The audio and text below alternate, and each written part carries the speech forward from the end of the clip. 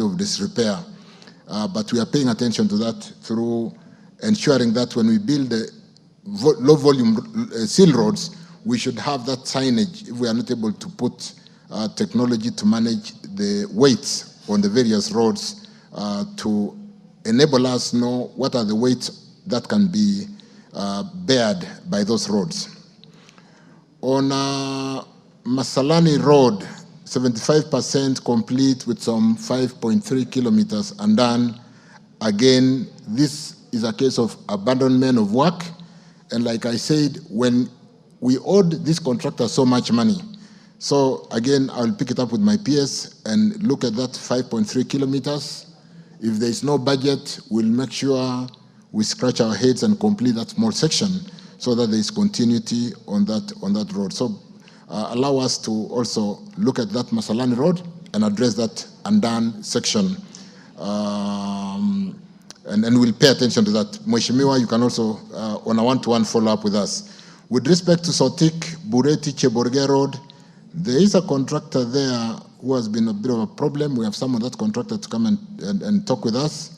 It's called Q. And we have summoned him. We need to, this road has got funding even in this current financial year. And we are seeking to correct and do a reseal on this particular road because whereas the work has not been finished, there's already a state of disrepair where work had been done. So we will pay attention to Sotik, Bureti, Cheborge, and I want to confirm that there is some budgetary allocation on this particular road. So Ambassador Mheshimiwa Sigei, we can also look at the details of this particular road at a more personal level. I thank you, Speaker. Gonzrai. Thank you, Mr. Speaker. I beg to ask question number 054. Could state the current condition of Kinango Mariakani Road, that is into bracket C107, and the impact of the recent rains on its deterioration, particularly the drift connecting the road. 2, explain the immediate measures the government is taking to prevent further deterioration of the road and restore its usability for motorists. 3, outline both short-term and long-term intervention, including any placed collaboration with other agencies to provide a lasting solution to repair and maintenance of the said road. 4, clarify whether there is a budgetary allocation for upgrading the road to bitumen standards in the year 2024-2025 financial year, and if so, what steps have been taken to upgrade the road and details of the costs allocated. Thank you, Mr. Speaker.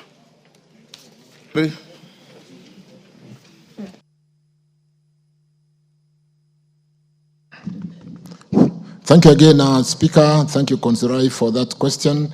Let me go straight to the fact that the status of that 42-kilometer Mariakani Kinango B91 road is currently in motorable condition. However, I acknowledge, Honorable Speaker, that the recent rains caused minor deterioration in the riding service quality characterized by corrugation and depression, and these are currently being addressed under the ongoing routine maintenance contract. And because of that ongoing routine maintenance contract, Mheshimiwa Konzirai, we will again, with my PS, pay attention and confirm that the routine maintenance contract do deliver on the concerns that you have raised. The road has 6 drifts, which are generally in good structural conditions and are passable at all times except when they are when the region experiences very high rainfall leading to high water levels on the drifts and rendering the structures unsafe for motorists and pedestrians to cross. Two of the drifts have experienced some damage, like Mheshimiwa, you noted. Downstream from the rains, and the failures are to be addressed by the routine maintenance contract that I've just mentioned, that we will pay attention and we will pick it up with the contractor with the current contract running. Those repairs include reinstallation of broken parts of the drift, installation of edge markers posts, restoration of damaged road signs, and desilting of the water courses around the drifts. Honorable Speaker, members, the ministry through KENA is currently carrying out routine maintenance works on the road. The scope of works comprise of a number of major items, which include gabion installation in areas where additional protection is needed, installation of 2 lines of concrete piped cross culverts, cleaning of silt from the drifts, which I just mentioned, and cutting of meter drains, heavy grading with watering and compaction of the entire road, the entire 42 kilometers, spot graveling of accumulative of 5 kilometers. So those challenged areas will be regraveled, and concrete repairs to damaged sections of the drift and other concrete structures. And like I said, we will work with the PS to make sure that there is proper supervision so that we deliver for the time being on this gravel road before we put it on a pitment standard. The contract commenced on 19 September 2024, and I wish to state that the works have been completed. In the short term, the Kenya National Highways Authority, let me correct that. I'll confirm whether the works has been completed, because we need to really pay attention to that. In the short term, the Kenya National Highways Authority intends to progressively replace the drifts with concrete box culverts starting in the current financial year. In the long term, the permanent solution lies in upgrading the road to pitment standard.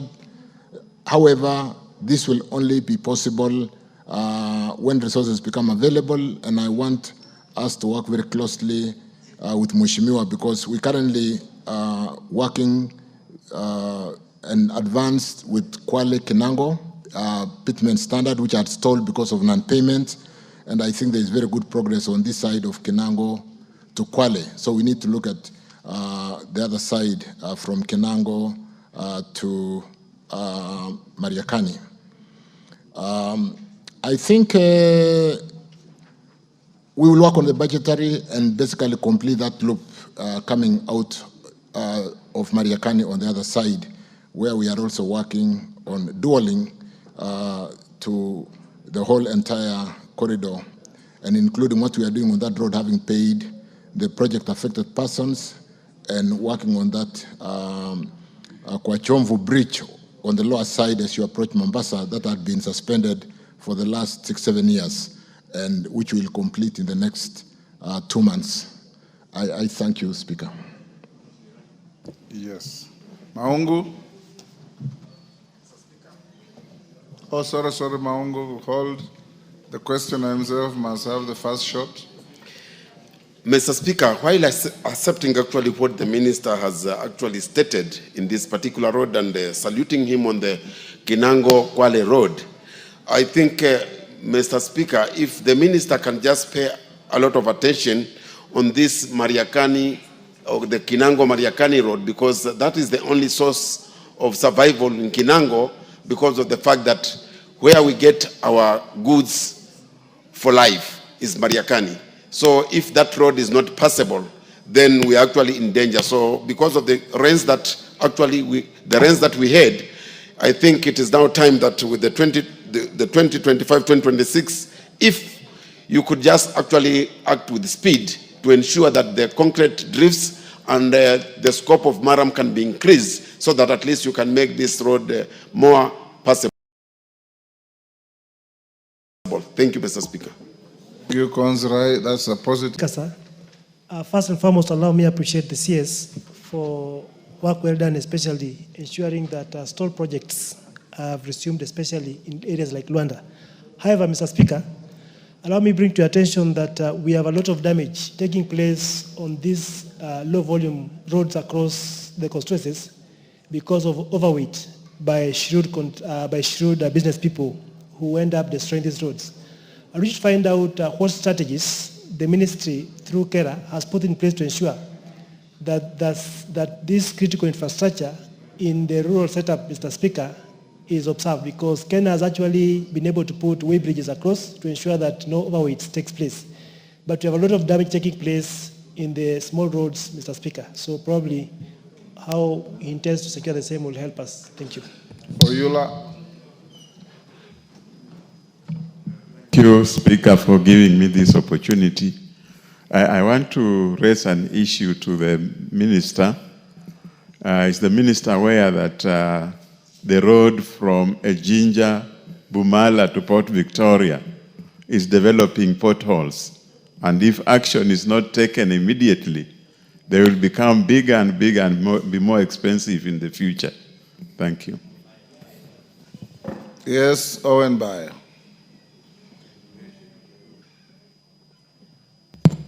Thank you, Honorable Speaker. Mr. Speaker, I want to raise the issue of the Kilifi-Ganze Road, the famous Bamba Road. For many years, Honorable Speaker, we have seen now the contractor is back on site. But the road has been destroyed by the ongoing rains, actually very severe. And the people cannot actually access Bamba because the road from Pwani University and even from Kwamwango is severely damaged because of the rains. And I have requested that the contractor comes and grades the road as we wait for the tarmac. But there has been laxity on doing that. They're not interested in doing that. And I thought the contract bears some money for maintaining the road as they continue to put up the tarmac. Honorable Mr. Speaker, I would like the Minister to intervene to ensure that the people of Bamba actually have their way home, because they now sleep in Kilifi and overload Kilifi town because they can't go home. Thank you, Honorable Speaker. Kashagwa? Or is it Kirima? To the member sitting next to Polo? Meli, yes, you look different. You normally sit here. You're looking like the member from Daragwa. Yes. Thank you, Honorable Speaker. I thank you for allowing me to also query. We have, Honorable Speaker, the issue of Muhoroni, Chemelil, Kisumu Road and the Spar roads. I want to say that in that particular road, Honorable Speaker, the 3 or 4 spar roads that connect the main road and the contractors, that is the Stekol, the H-Young, especially the roundabout, linking to Songo, all the way to Kapkitany, and the other one linking to Miwani, Chemursoi, and the others, have not started, and the work is moving very slowly.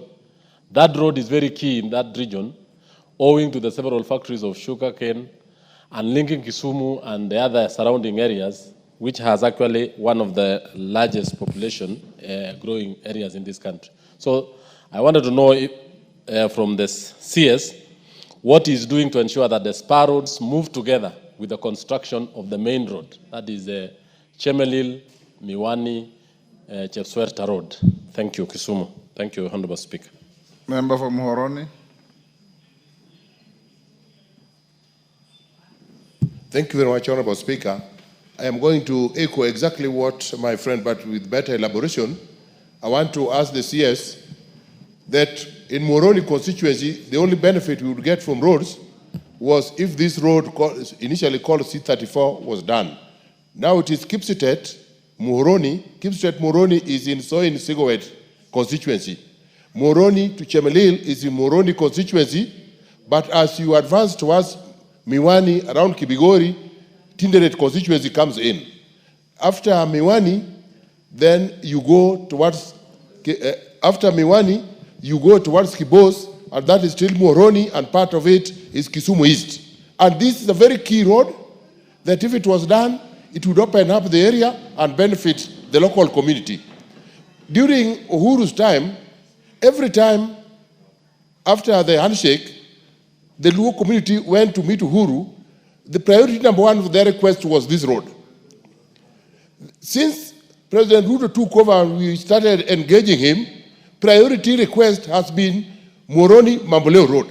And each time we have been assured at the highest level possible that the road is going to be done with the seriousness that it deserves. The road has some of the best contractors that you source in this country or in Africa. Lot 1, there is China Bridge number 10, doing between Mamboleo. You are making a speech. No, you are joyriding. Ask a question. Thank you. And H. Young on lot 3 and whatever. And they have capacity. But when you ask them, they are telling you, we have not been paid. We have the capacity to mobilize and do it overnight, but we have not been paid. Go and push your leadership to pay us. When we come here, we're told they have been paid. We want the contractors, we want them to go back, and they are not coming back. I want something tangible, and if serious minister and DCS, I want you to come with the contractors on the stage and tell the people that they're now serious, they're going to take up this issue. Number 2, which is the last one, order. The road came Joyriders have only one question.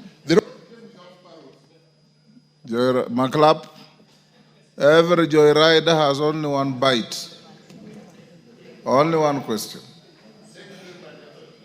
Okay. Thank you, Mr. Speaker. I rise to ask for the minister's intervention in the roads linking to Kerio Valley. Mr. Speaker, the road that begins from Barwesa to Kinyach is being used by Ainan contractors, which are doing Kinyach Kapswar and Kapsaraman Kinyach.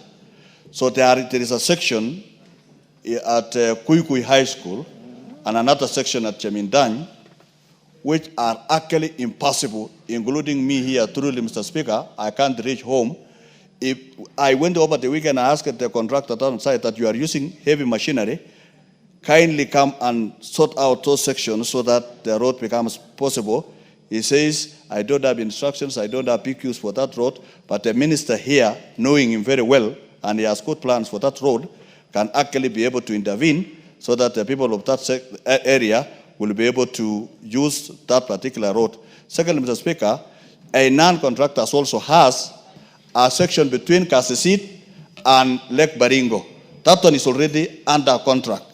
But between Kasisit and Lake Baringo, last year, we had landslide, you are aware, Mr. Speaker. Ask your question. Yeah, so the non-contractor should be asked to move ahead where they have no to repair the road, because government cannot now allocate money and yet there is a contractor on site. Those two sections together with the access to Poi Secondary School, Mr. Speaker, if intervened, those are small sections and it requires only intervention of the minister and the existing contractor on the ground, and things will be sorted out as we move with other programs. Otherwise, Mr. Speaker, you have a level-headed minister that has the capacity to put the ministry in order. Dagoretti, North member. Jen Kihara, you are the next question. Why don't you restrain yourself to the next question? Thank you, Mr. Speaker. Thank you, Mr. Speaker. Mr. Speaker, allow me also to thank the Minister, the CS, for really doing his best to bring back this ministry. But having said that, I would wish for him to intervene in Nairobi. And when I say Nairobi, I would appreciate, I know he has given now Kura 2 billion shillings that has gone to the county. But when you look at the maintenance of the roads they are about to do, most of them were also maintained last year.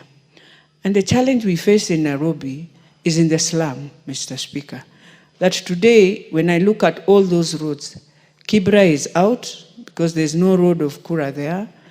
You find TJ's constituency is out, Madare is out. Dagoretti North, it's Lavington and Kililesha, but I'm not saying that it is important or not important. I'm just saying the roads in the slums where Kera now comes in, is there a way the minister will assist us so that the key roads, and especially the roads that the president spoke on, pronounced himself on it, and see how we can do those roads? Because they are the most important roads. They are the roads that are impassable than even these roads that are about to be maintained again. Thank you, Mr. Speaker.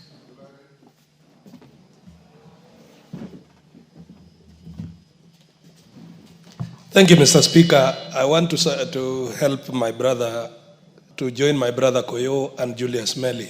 When the said roads from Chemelil, Muhoroni, no, Kipsited, Muhoroni, Chemelil, all the way to Mamboleo were being packaged. There were spar roads that were packaged together so that we can open up the sugar belt. Now that we have a solution coming on the sugar subsector, can the minister confirm that he will direct the contractors to do the spar roads, one from Koru Junction to Gilimori, the other one from Muhoroni to Tamu all the way, and the other spar roads along that ecosystem? It will go a long way, Mr. Speaker, in supporting the sugarcane farmers as they go towards a better farming system. Thank you, Mr. Speaker. Minister.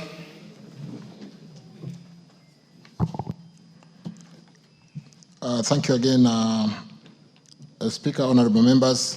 Let me start with the question raised by Honorable Maungu on the low-volume seal roads, and I want to confirm that, yes, we need to do something about the upgrade, the very welcome upgrade to do low-volume seal road, because when we build a good foundation and do a low-volume seal road, it really protects the substructures and gives us a better quality road in those low-volume areas, because these are not in the main highways, the kind of Kena highways where we do experience heavy axle load vehicles. And therefore, we are looking at employing various technologies which may not necessarily require physical weighbridge that is manned. You do know there are unmanned weighbridges, and therefore be able to maintain these assets, because what we did build on low-volume seal roads moved our asset roads from some 2,500 kilometers to almost 8,000. To get them dilapidated very quickly would be unfortunate, and therefore we are working as a ministry to see how to employ technology, including even just signage, to be able to show that these roads would not be able to take, say, more than 12 tonner. And therefore, if we are doing the agricultural distributorship of fertilizer, it doesn't have to go into the whatever. It can basically offload and sub-distributors taken in smaller vehicles, smaller tonnage vehicles. So we are paying attention to that, and thank you for that concern. On the road that is basically Bumela, developing potholes, thank you for that.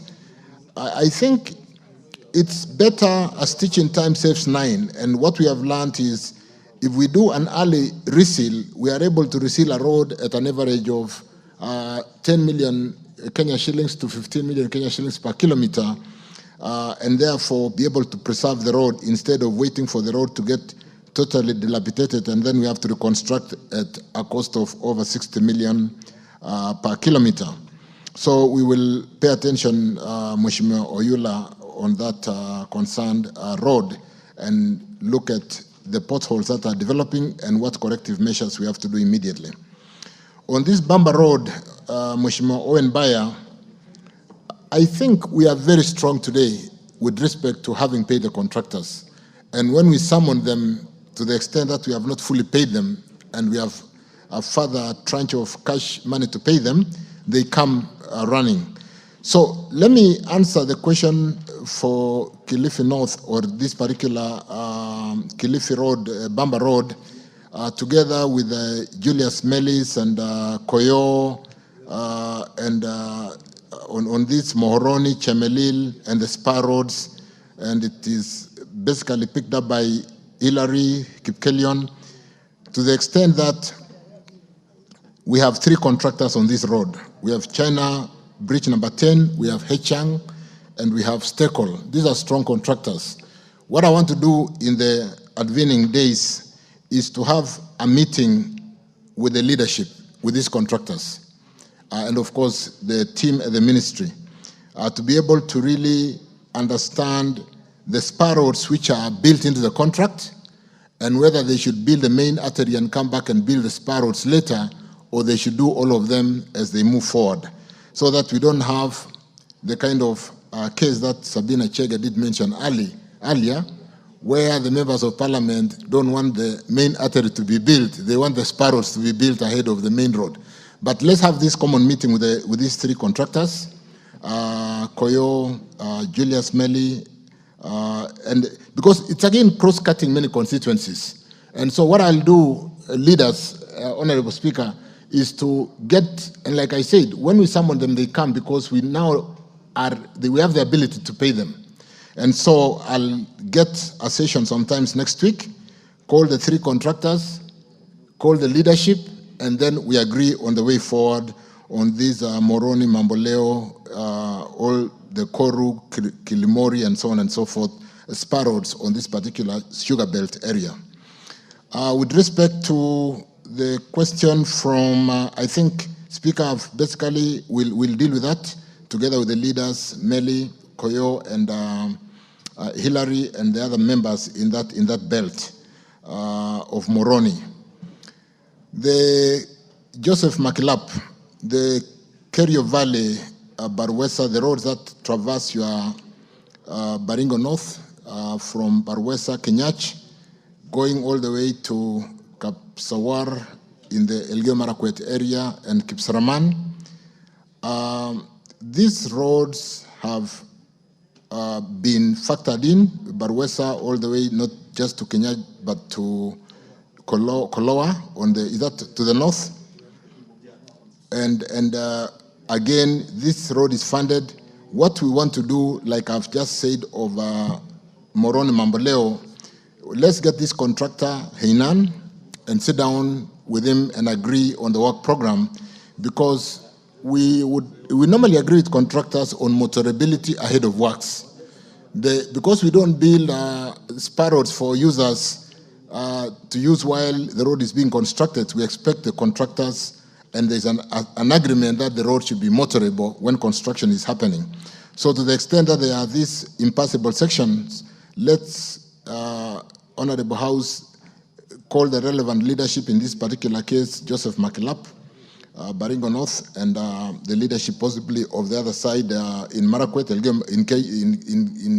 Elgeyo Marakwet, and address the work program, including, and more importantly, the motorability of the road ahead of works, so that we are not basically looking at when is the tarmac being finished, but the fact that we are able to use the road on a day-to-day basis.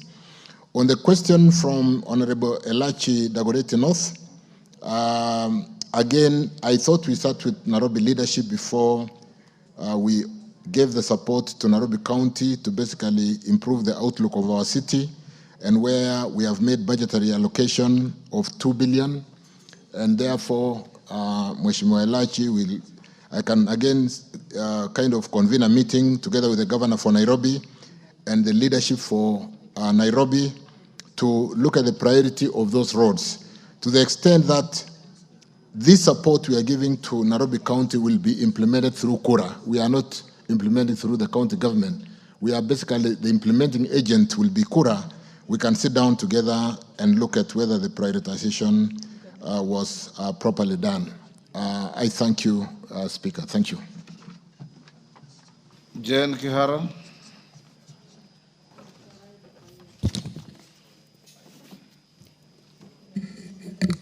Thank you, Mr. Speaker, for allowing me to ask this question. The CS, who have a lot of faith in, looks like we are going to go places. Mr. Speaker, there is a road. Jen, ask the question. There is a Kura framed on the order paper. I've called you to ask question 057. Sorry, I had asked you to let me ask about the road, because my question is not about the road, Mr. Speaker. Please. Reluctantly, take 1 minute. Yeah, Kenongi Maraiwuchu Road is a Kura road, about 7 kilometers. And it started in the last regime. Mr. Speaker, up to now, they have only done 2 kilometers. I have been asking even the agency before to come and check the encroachment, because there's a lot of encroachment. I wanted to ask the CS whether, when he can do the remaining 5 kilometers. It is a Kura road. Kinongi Maraigushu. Minister, you know the road? I generally know this Kinungi Road, but allow me, now that the honorable member has basically raised on the floor of the House, to pay attention and get back to the member. If it is a case of stalling because of non-payment, that should be a non-issue today. But if it is stalling because of budgetary allocation for an ongoing project, then it is also really upon us to provide budget for ongoing roads, because it will be unfortunate that we are starting new roads when we are not funding ongoing roads. So either way, the ministry should take responsibility, and let me confirm that I will look at it. We will sit down with Mheshimiwa and look at, is it a budgetary allocation? Is it a bending bill? Both of them, which the ministry should be able to resolve and get the road to continue. I thank you. Thank you. Joyriders are too many. Waluke, too many joyriders. One question each, because the remaining two questions are not on roads, so I'll not allow anybody to ask anything. Thank you, Honorable Speaker. Waziri, mine is about Chwele Sirisia Wahaha Road. It is a low volume road, but the traffic was transferred from Malaba to Wahaha. All the international, it's an international road, and all the trucks are now using that road from Burundi, Rwanda, Uganda, Southern Sudan. All the trucks are using it. And the road was low volume, and now the trucks has completely teared it out. And it is supposed to be upgraded.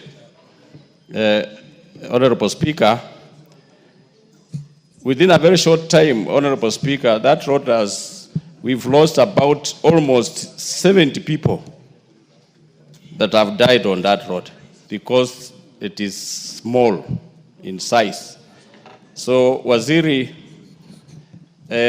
Honorable Murkomen, your predecessor had promised that it was to be upgraded. But up to now, we have not seen anything.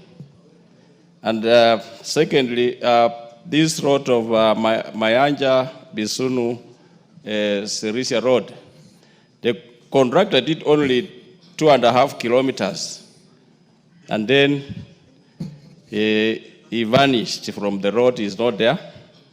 I don't know what steps have you taken, Honorable Speaker. Thank you.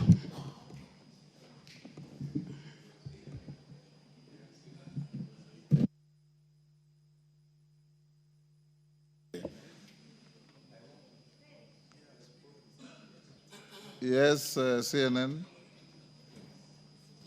Thank you, Mr. Speaker. Mine is just first to appreciate the CS.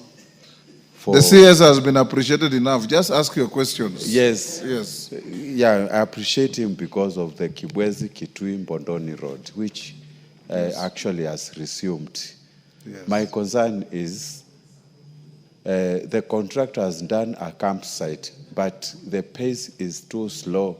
Just put a little bit speed so that the work can start to ease the pressure from the public. Thank you, Mr. Speaker. Nikal. Thank you, Mr. Speaker. Mine is one, very brief, on Maseno Kombewa. The minister had answered on Vihiga side, but that road actually extends all the way to Kombewa, Kalandini. The MP alleged that your side is done. No, it isn't done. So the part from Akado, Nyendiwa to Kalandini is not done. So the road is hanging. So that is my question. But Mr. Speaker, I would also say that after the meeting on Tuesday, it would be nice if they agree on programs with timelines. If that is shared with us, then it can help us follow up on the work, on the progress of the work. Thank you, Mr. Speaker. Zamzam.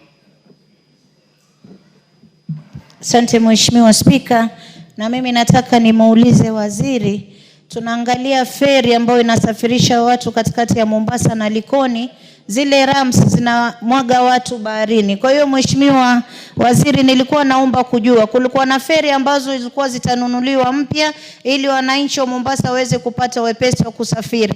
Lakini paka sasa hata ile feri ambayo iko MV Nyayo, ukipanda zile daraja zake unapata zile daraja zimeharibika, mtu anaweza kuanguka baharini. Unafanya mikakati gani kuhakikisha kuwa wananchi wa Mombasa wanaweza kupata usafiri ambao hauna utata, tukapata ile kisa kama cha Mtongo kilivyotokea, wala Mungu asijalie. Kwa hiyo naomba uweze kutujibu. Asante sana.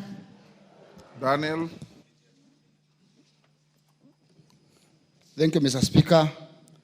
Mine is not more so on roads, though I have a lot of problems on roads, Kore Road and Mulingana Road, but my major question is on the issue of air transport.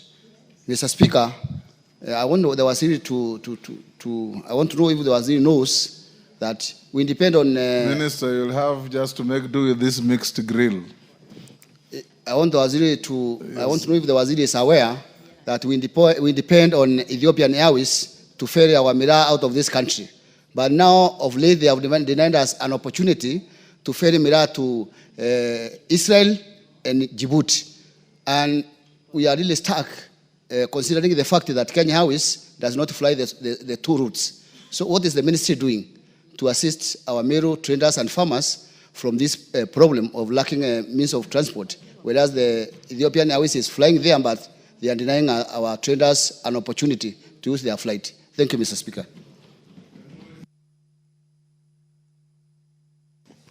Thank you, Mr. Speaker. My question to the CS is, I wanted to ask the status of the two roads for Samburu, that is Mara Baragoi Road and the Kisima Wamba Road.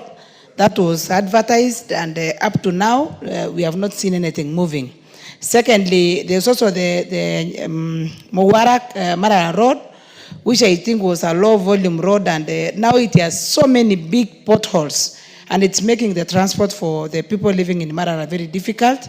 And we had requested for recarpeting. I don't know what is the ministry doing to correct that. Thank you, Mr. Speaker.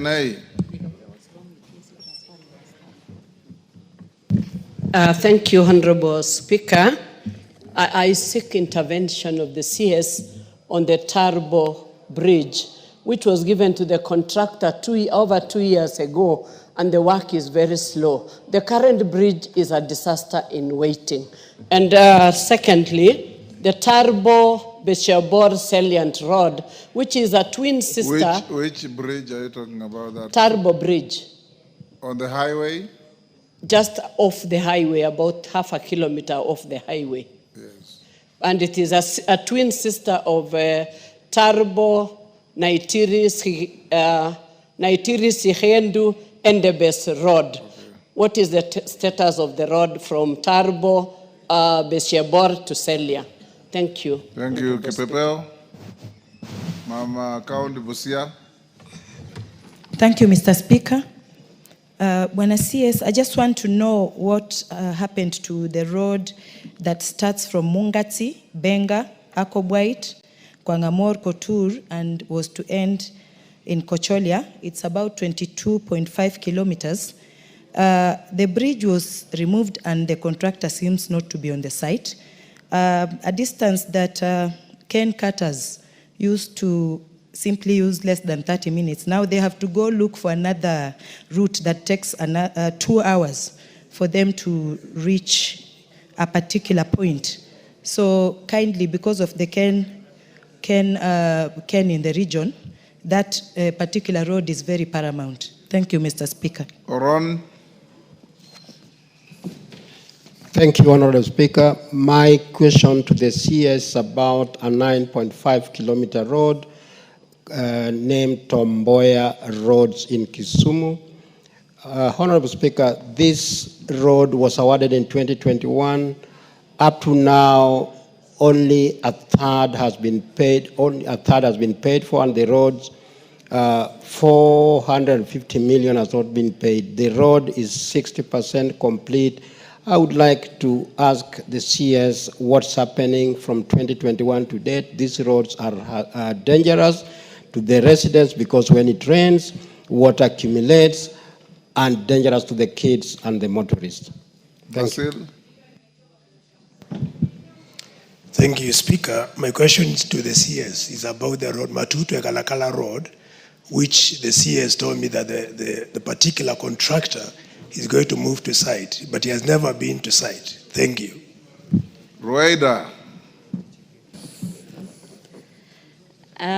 Nami niulize swali. Barabara yetu ambayo ndio itakuwa barabara ya kwanza, hatuna inchi hata moja ya barabara ya lami. Sasa hii tunapata. Jana ndio naona contractor amepeleka mashini port. Kwa vile imechelewa sana, naomba waziri ahakikishe hii barabara iko na pesa iko najua. Ianze pande zote, ianze Mtangawanda kwenda Siu na Siu nao ianze upande ule kuja hivi. Maana tumekaa kwa muda mrefu sana kungoja hii barabara. Maana ilikuwa hata nashangaa leo nikikuuliza utaniambia pengine labda amejua unakuja ndo akasongeza hizo mashine. Maana ulikuwa ukiniambia 1 week, 2 weeks itaanza. Lakini imechukua muda. Waziri, tafadhali contractor ambiwe aanze pande zote mbili. Watu wamengojea barabara kwa muda mrefu sana. Pia sisi Lamu East kuna sehemu watu wanaomba barabara. Sisi tuwaomba ifunguliwe. Karibu miaka 6 hakuna njia. Mfanye mpango wote, hata kama ni kuweka maram, kama ni kuweka nini, hindi tu Kiunga, uchumi wa Kiunga imefungwa kabisa, hakuna barabara kabisa. Na barabara hiyo ni security road na ndio international road inaenda tu Somalia. Watu wingi majeshi tumekosa hapo kwa sababu ya zile zinaitwa IDs, zinawekwa chini zinalepuka. Sasa ikitengenezwa hiyo barabara itatusaidia sana. Barabara sasa imefungwa, haipitiki, watu wanatupitia boti peke yake. Asante Bwana Speaker. John Paul. Minister, those are short questions. You should be run through them very quickly. John Paul, give him the mic. Thank you, Mr. Speaker. Mr. Speaker, I have only one question to You are entitled to only one. Yes, only one question. Yes. About compensation of a road which was completed in the year 2023. That is Kije, Auke, Makiri Road. The people who are supposed to benefit, their names were gazetted. Up to date, they have not benefited from the compensation. When are they likely to be compensated? Thank you, Chair. Thank you, Mr. Speaker. Last on roads, Senior Sunguli. Nafungia. Mr. Speaker, the remaining 2 questions are not on roads, and I'll not allow anybody to ask anything on roads hereafter.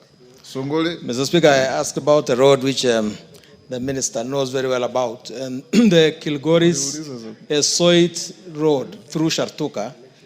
It was a low-volume seal road, or it is a low-volume seal road, which is speedily wearing out.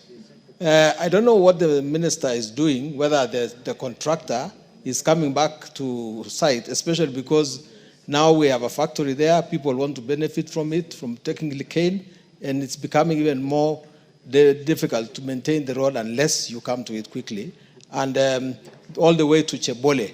And also just, I'm not allowed to ask another question, but I hope you read, Mr. Minister, in the newspapers, that the road from Lolgorian to Masai Mara was blocked by the residents, and the tourists could not go because there were 2 big pools of water that had developed there, and the road is impassable even by border borders. What is the minister doing about that? Yes, because. Thank you, Honorable Speaker. Honorable Minister, my question is on the Kitale Swam Road. It is 99% complete. I thought it's complete. No, it's 99% complete. But we have people who are supposed to have been compensated. They have not been compensated up to today. And you remember Honorable Kale Pamise asked about the people of Matisi, and we also have people in Endebess, especially in Sokomuchinga and along that area where these people have not been compensated all that time. So whom do they, because they have approached National Land Commission, they are always going to the DCC's office. Even today they called me they are going to the DCCO's office. So how are they going to be compensated? Because I think they'll just be left stranded if nothing is happened. Members, bear with me. This is the cutoff on roads. Minister, if Obara won't give you, you've just walked in. You've just walked in, I'm not giving you. Ivan Farah, you've just come in. Yes. Minister, answer those. That is a cutoff point on roads. I'm sorry, Farah, you'll ask next time. Allow me, Many Honorable. questions about the north have been asked. The Kulamawe Road has been mentioned, all those. I've been here, unless you are not here. Go on, Minister. Thank you, Speaker. Honorable Speaker, honorable members, allow me not to just basically individualize every question, but to basically say, Honorable Speaker, where there is a contractor on the road who had abandoned work due to non-payment, and because we have paid every contractor at least 40%, and we are paying the next 40% in due course, and that due course is in the next 2-3 weeks. And that's why we are having this Tuesday meeting to review, because we are in a very good place, we are in a very strong position to basically ensure that they did comply with the settlement agreement, which was a bargain to sell a part of our RMLF and pay them. And on account of discounting our RMLF on a net present value, we asked them equally to discount 35%. We paid them 40%. We are paying 40% in due course. And therefore, for the road that Waluke spoke to, and where there is a contractor, I want to confirm that on all those roads, Honorable Speaker, honorable members, I will be happy to have a meeting with the contractor, with my team, and with the members of parliament for the particular area to address resumption of work. If they have not resumed work, why should we be prioritizing the next 40%?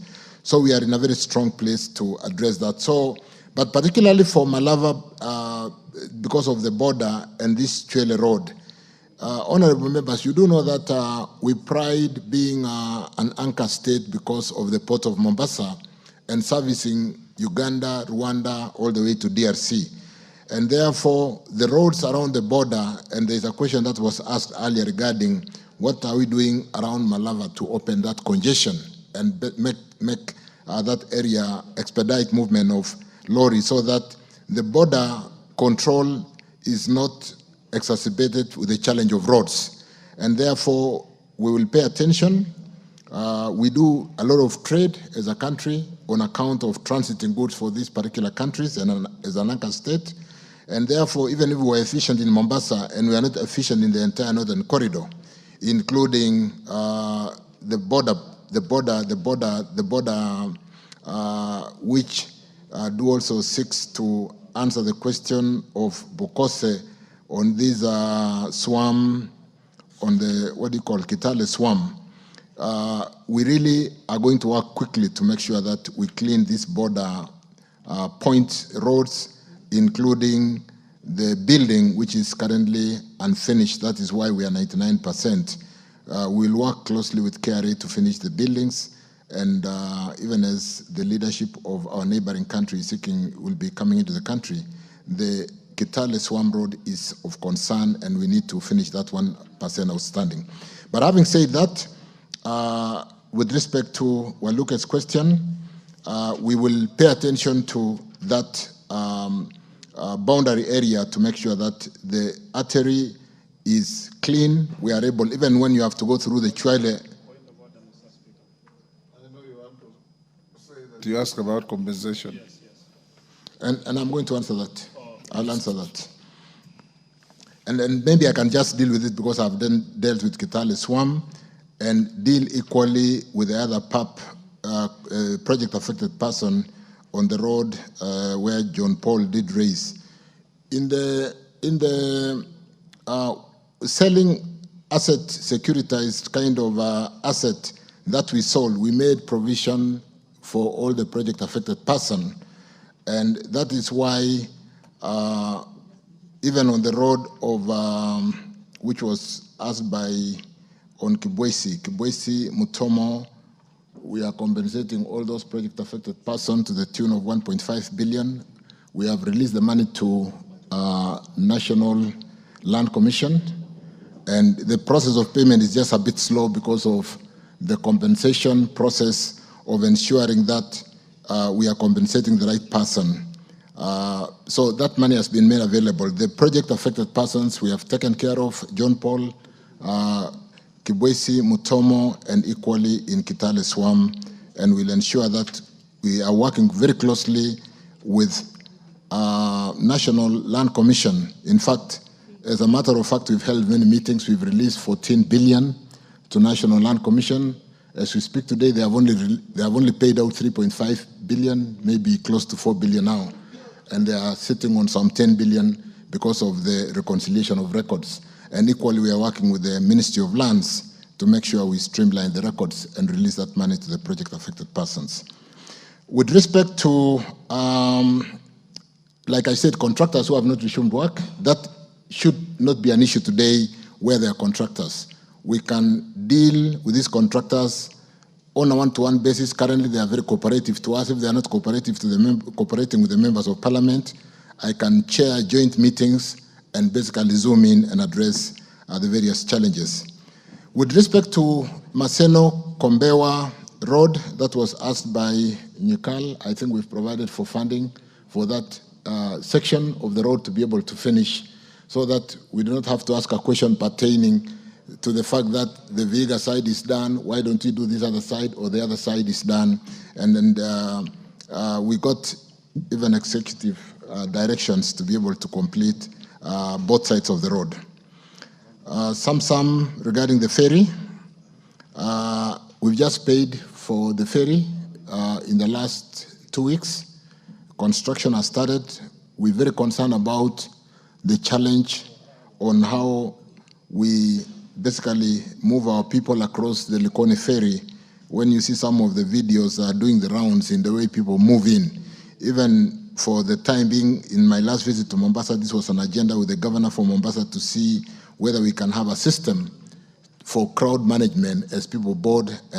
But equally, that road that we build between Mombasa and Kwale through Kibundani to service the special economic zone area is basically ready, and we are looking at opening it shortly, and that will release a lot of the traffic that can then ease the congestion in the ferry. But the other ferry that we did sign off has been paid for and construction started. So, in fact, I got an update. We were with Captain Ruta late into the evening yesterday in a separate meeting. Air travel, I've got a more substantive statement because that has been of concern, and allow me, Speaker, to basically look at the statement on how we are going to assist our Mira farmers to make sure that the products are getting to the market in Israel, Djibouti, and other markets. Ethiopia Airlines operate international scheduled air service into Kenya purely under provisions of the existing BASA bilateral air service agreement signed between the government of Kenya and Ethiopia. The existing agreement, Honorable Speaker, members, provides for carriage of both passengers and cargo under scheduled regime. The agreement has no restriction as to what type of cargo to be carried for, as long as the airline is approximately certificated by a competent authority to uplift the cargo under standards set by the International Civil Aviation Organization, a standard setter in the global aviation industry. Obligations of the state signatory to such agreements is that the state should not interfere with the conduct of business by airlines designated to operate under such agreements, and therefore the ban by Ethiopia Airlines on carriage of Mira from Kenya is an internal airline decision that has no roots to the existing bilateral air service agreement between Kenya and Ethiopia. But because I was aware of this, that's why I made a brief statement, because I knew it might come up. I'll be seeking to basically do a bilateral with the Ethiopia Airlines to basically seek to intervene, because this is really impacting on the economy of this sector, and therefore we need to provide an urgent solution because these are perishable products and they do not have that long-range kind of post-harvest time, and we need to resolve that. So I'll pay attention to that, Mheshimiwa, and address that very quickly. Let me then turn on to Samburu. Samburu, that was Le Kuris. Honorable Speaker, like one road in Chepsonoi, Turbo to Kakamega had a challenge with the contractors pricing. The Wamba, Maralal, Baragoi road had that challenge. We did provide for some tarmacking out of Maralal into Wamba. We did provide also for tarmacking from Maralal towards Baragoi. And Mheshimiwa Legarus, we've had meetings with the leadership of the area, and we did retender for these roads. We've just closed. The bids have just come in because we lost so much time between the time when this funding was approved and the tender which has not worked. We will very quickly award the best contractor for those roads, basically to do the tarmac on those two sections and upgrading the graveling all the way to Baragoi on the other side to ensure that road is motorable. And we are working on that. The tenders just came in, and the relevant, I think it's under Kena. Kena is working around the clock to make sure that we do get the contractors to site, and those roads are funded through that affirmative funding that we got earlier last year, and equally they are funded in the current financial year. So we should be able to start work. On the Turbo Bridge, Mheshimiwa Shitenei, there's a lot of work going on there, and to the extent that we have funding on that road, I don't think we should exclude the bridge. I don't have the details with me here, but allow me to pay attention to that and make sure that this Turbo Bridge is not in the state that you did describe. For Busia, Catherine, Mheshimiwa, that 22.5 kilometer road, and you did talk to the bridge, that needs to be addressed. Allow me also to pay attention to that. I'm here with my PS. I don't have an immediate answer, but I should be able to look at that. And Bana PS, let's get back to Catherine Amayo on that. With respect to the Tomboya Road in Kisumu, Mheshimiwa Koron, 9.5 kilometers. Again, this is a question of a road with a contractor, and there's absolutely no reason why we are, for those, there's a reason why the road took that long, because we didn't pay the bills. But to the extent that we are talking about Kisumu City, we are talking about a road with a contract, it will be really unreasonable for us. It will be responsible, not even unreasonable, not to provide funding. And I want to confirm what kind of funding has been provided for this road. If it was due to pending bills, and because pending bills is not a challenge, we'll follow up and make sure the contractor gets back to work and clean the outstanding portion of the 9.5 kilometer road.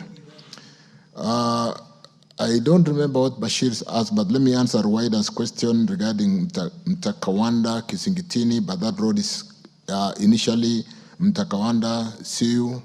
The contractor has gone to site. I did call them to my office. The young man, the son, came by Yusuf, and we did give them some ultimatums. The biggest challenge, Speaker, here has been contractors here put their efforts together to hire a barge to carry the heavy equipment. If the heavy equipment has landed in the island, it shouldn't now be a problem, because again, Honorable Speaker, Mheshimiwa, you know this road is funded through that affirmative funding that we got early last year or late last year. We have provided adequate funding to make sure the road moves without stoppage. And the last one was on John Paul's concern on the pubs, which I've talked to, that funding is available, and we are working with National Land Commission to make sure that they accelerate the payment, because it's a situation today, honorable members, that National Land Commission is not looking for money. We are pushing them to pay because, like I said, they are sitting on 10 billion amount of resource which is within their accounts, and they are working on reconciliation to pay that money to the project affected person on the various portions of those roads, including Tuapa to Kilifi, this side of Kwachomvu to Mariakani, including the road, James Kishuro, all the way to the road linking to going towards Nakuru with China Wui. For Mheshimiwa Sunkuli's question, Kilgoris Shartuka, this road getting out of Chebole, the clay section of that, going all the way through Chebunya to Mwadigir, we have provided funding to reconstruct that road, and we are going to start in this financial year.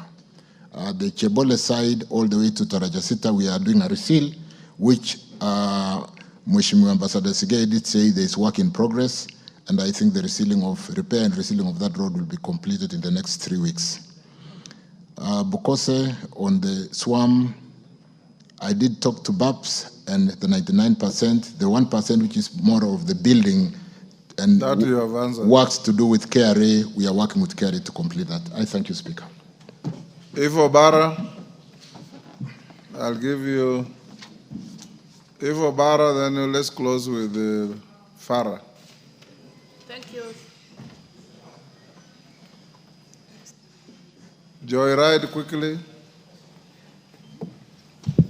Thank you very much, Mr. Speaker.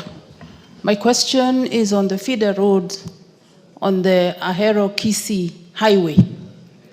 This road the highway was completed and very well done. But there were all these feeder roads that were leading to public institutions that were supposed to be tarmacked.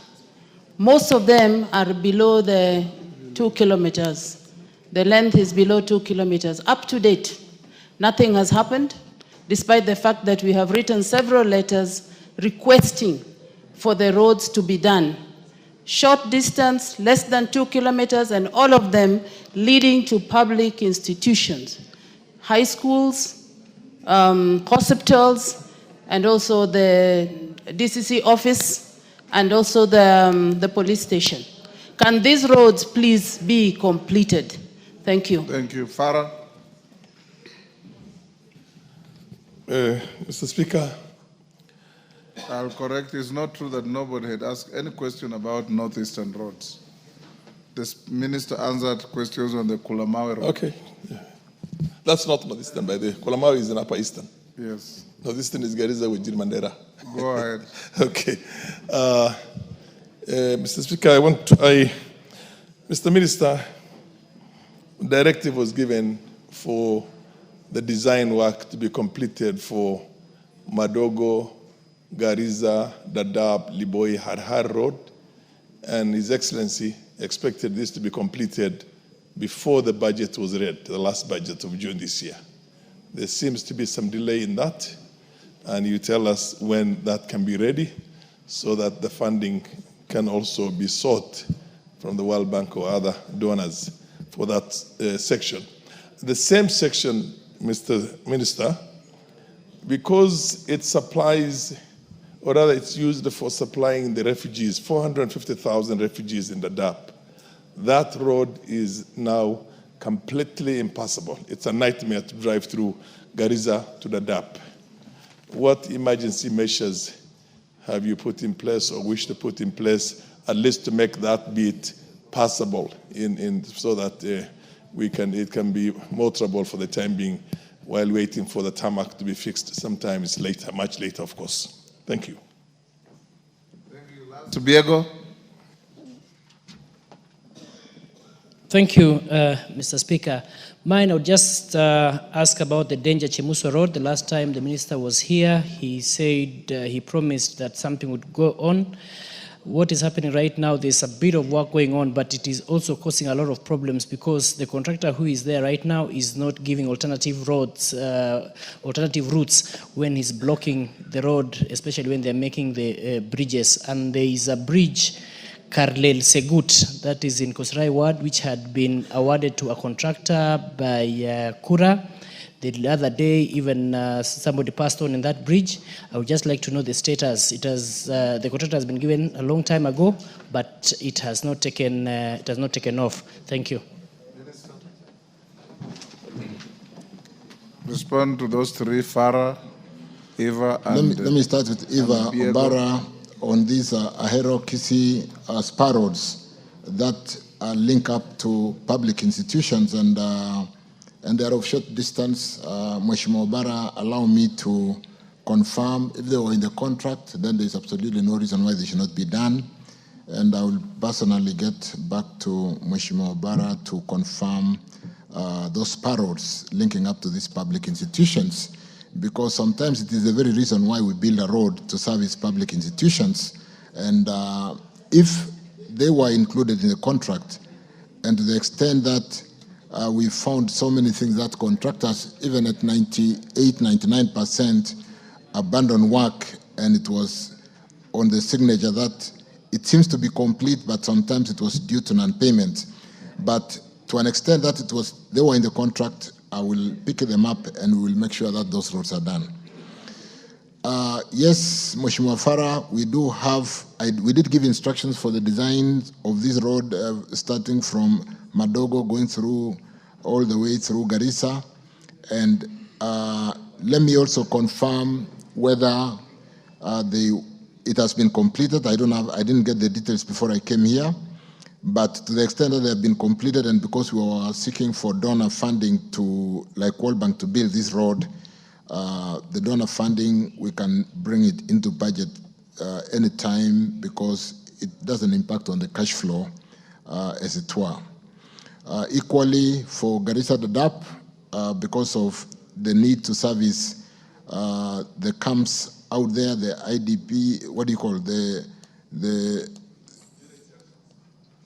to the extent that we need to service Dadaab, we need to make that road motorable because of the refugees out there. So again, PS, let's pay attention to that.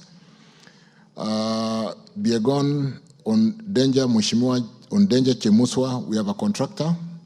If it's a case of being slow, needs to address the crossings, the bridges. The challenge we only have on this road is sometimes we are on danger Chemuswa and we get instruction that we should start from the other side. But we have a strong contractor on that road. We don't know why it is slow, but again, the concern has been picked. We will talk to the contractor and even see whether we can have two gangs so that one is on this side and the other one is on the other side, because it's a long road and there's concern by either party that why isn't it coming out from the other side, whereas it is going. But to the extent of it is slow, and because, like I said, bending bills for now is not a challenge, we will pick up that and address the speed of construction on this road. I thank you, Speaker. Honorable members, Honorable Simon Kingara came in late, but he has explained why he was late, and I'm satisfied. I want to give him a second chance. So I rescind the order to drop question 14 and allow Honorable Simon Kingara to ask the question. Go ahead, Simon. Thank you, Mr. Speaker. I apologize to the House for coming late. Thank you, Mr. Speaker, for your kindness. I apologize. I have explained to the Speaker, and it is on his record why I was late. It was not deliberate. I respect this House. Mr. Speaker, allow me to proceed to question number 14 of 2020-2025, directed the Cabinet Secretary for Roads and Transport. Could the Cabinet Secretary, Mr. Speaker, explain why the new generation smart driving license does not indicate the date when the holder first obtained it? Mr. Speaker, number 2, Could the Cabinet Secretary also consider integrating the original date of license issuance into the smart driving license, particularly for individuals upgrading from older version to support Kenyan drivers abroad who rely on this information to verify their driving experience? Thank you, Mr. Speaker. Thank you again, Honorable Speaker. The new generation smart driving license, which was introduced as part of Kenya's broader commitment to modernize its road transport system, enhancing road safety and aligning with regional and international standards.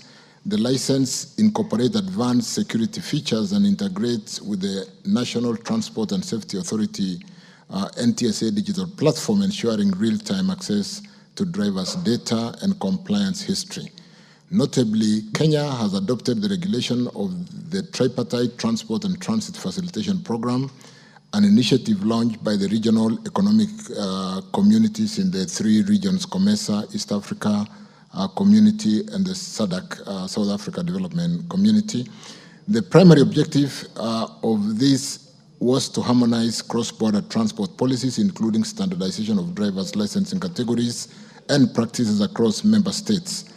This facilitates seamless and safer movement of drivers and goods across borders within the region. In line with this protocol, the Tripartite Transport Transit Facilitation Program standards, the current design of Kenya's smart driving license, like has been brought out by Kingara, does not include the date when the holder first obtained the license, as this information is not a prerequisite requirement under the harmonized regional framework. However, given the concern of our Kenyans out there, it is important to emphasize that while the physical card does not display this date, the full driving history of every license holder, including the original issuance date, is securely stored within NTSA Integrated Road Safety Management System. This information is readily accessible to authorized institutions such as the law enforcement agencies and regulatory bodies for verification, enforcement, and administrative purposes. The Ministry, Speaker, through NTSA continues to review stakeholders' feedback and any necessary enhancement to the system, including potential adjustments. Now, not basically potential, but we are working on accommodating the date of first issuance in the data structure within the digital data structure, and therefore that will be done in due course. Which, with respect to the second question, the Ministry acknowledges the importance of reflecting the original date of license issuance, particularly for Kenyan drivers seeking to validate their driving experience when applying for licenses or employment opportunities abroad. While the current smart driving license, like I said, was developed in compliance within the Tripartite Transport and Transit Facilitation Program, standards which do not require the inclusion of the original issuance date, there is recognition that this information remains relevant for many license holders, especially those upgrading from older versions of licenses. And to address this concern, the Ministry through NTSA is considering the integration of the original date of the license issuance date in either the physical card or through enhanced digital access options. The DG NTSA came here with me, and I'm very clear that update is being done so that that smart chip will accommodate that date of first issuance. And therefore, such integration would be done carefully to ensure consistency with regional regulatory frameworks while also leveraging the NTSA Integrated Road Safety Management System, honorable members, where all historical data, including original issuance date, is securely stored. The Ministry remains committed to ensuring that our licensing system not only meets international and regional standards, but also serves the practical need of Kenyan drivers at home and abroad. I submit. Thank you, Speaker. I think, Kingara, that is very adequate for your question, isn't it? True, Mr. Speaker. What I would just request is to fast track this because diaspora remittance is an economic enabler. And we have very many Kenyans out there who cannot work because of lack of experience, which was not picked during the first time they got a new driving license. As much as it complies with the world requirement, Mr. Speaker, I'm in diaspora. Out there, apart from the big towns, out the country, out the world, the small villages where Kenyans also work, they do not have those machines to chip in and get the data. So if it's indicated on the card, then they are good to go. Thank you. Okay, thank you. Last question, Jen Kihara. Minister, you note what the member has indicated. Jen Kihara, next to you, on your right. There is a mic that is on there. Yes. Okay, thank you, Mr. Speaker. I wish to ask question number 57 of 2025 to the CS. Question number 1 is to clarify whether compensation for land acquired by Kenya Railways Corporation for the construction of the standard gauge railways and meter gauge railways has been fully settled. Number 2, provide details on the criteria used to identify legitimate landowners and clarify whether compensation was determined based on the prevailing market rates. And question number 3, explain why some legitimate landowners were not compensated for their land acquired for the construction of the railway line, and outline measures the ministry has put in place to ensure that all genuinely affected landowners are duly compensated. I submit, Mr. Speaker.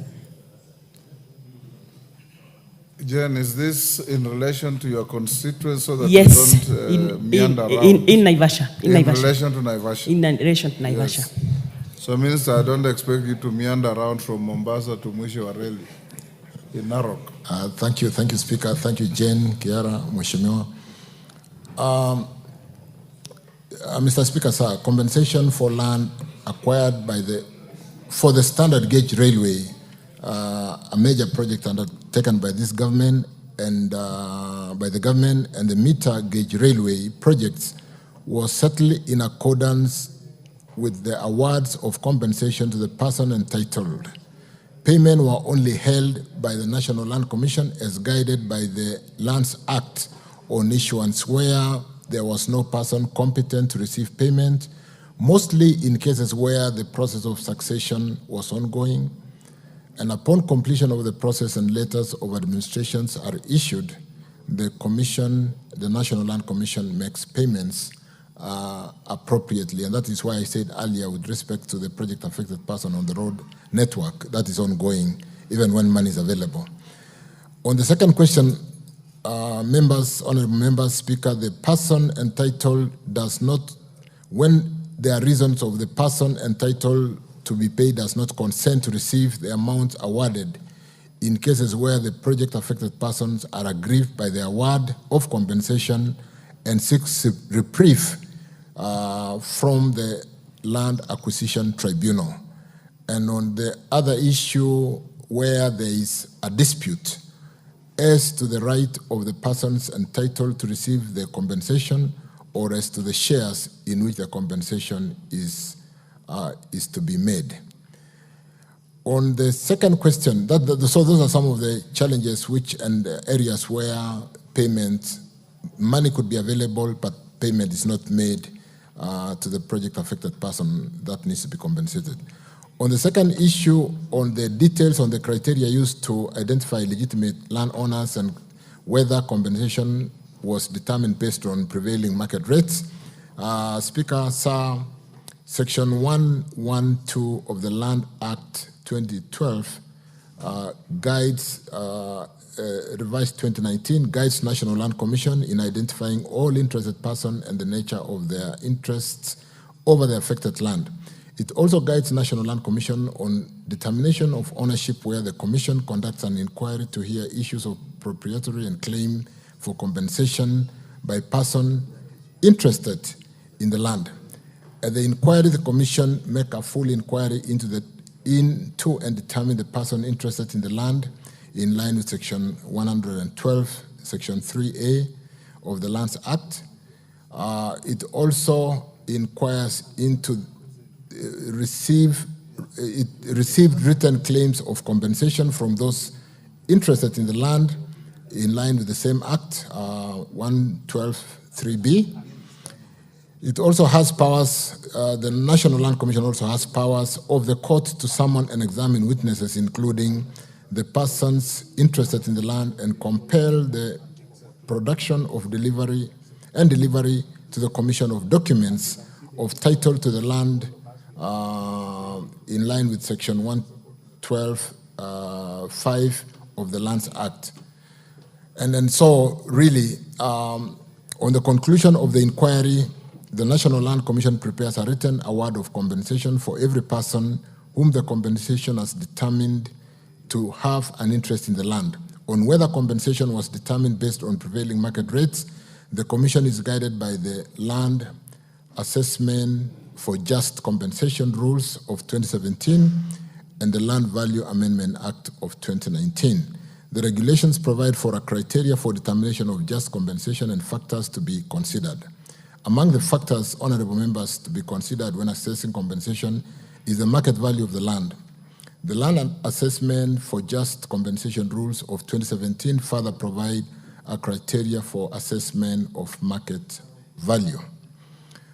On the concern of legitimate landowners not compensated for their land acquired for the construction of this infrastructure, Mr. Speaker, during the compulsory land acquisition for the Nairobi-Naivasha Standard Gauge Railway Project and the Naivasha Inland Container Terminal at Longonot Station, MGR Link line, it was noted that several unresolved historical land disputes and property boundaries inconsistencies existed within Mai area. Further, there were ongoing court cases pending determination. In line with Section 115 of the Land Act, compensation for properties that were in dispute was held by the Commission until the dispute as to the right of the person entitled to receive the compensation was determined. Kenya Railways, being the acquiring entity, has continuously liaised and facilitated relevant government agencies to ensure resolution of land boundary and ownership issues hindering payment to ensure affected landowners are compensated. Mr. Speaker, members, further, the Ministry ensures provision of adequate budget under the Railways Development Levy Fund to ensure that all affected property owners are compensated upon resolution and determination of existing disputes. So, just to conclude, and as I submit, there will be outstanding cases in line with some of those challenges, but to the extent of funding, I think we have got enough allocated funds under the Railway Development Fund, or levy rather, to be able to compensate once the National Land Commission resolves all the issues, and we should be able to do that. I submit. Thank you. Thank you, Minister. Jen, I believe you are satisfied? This is something. You are.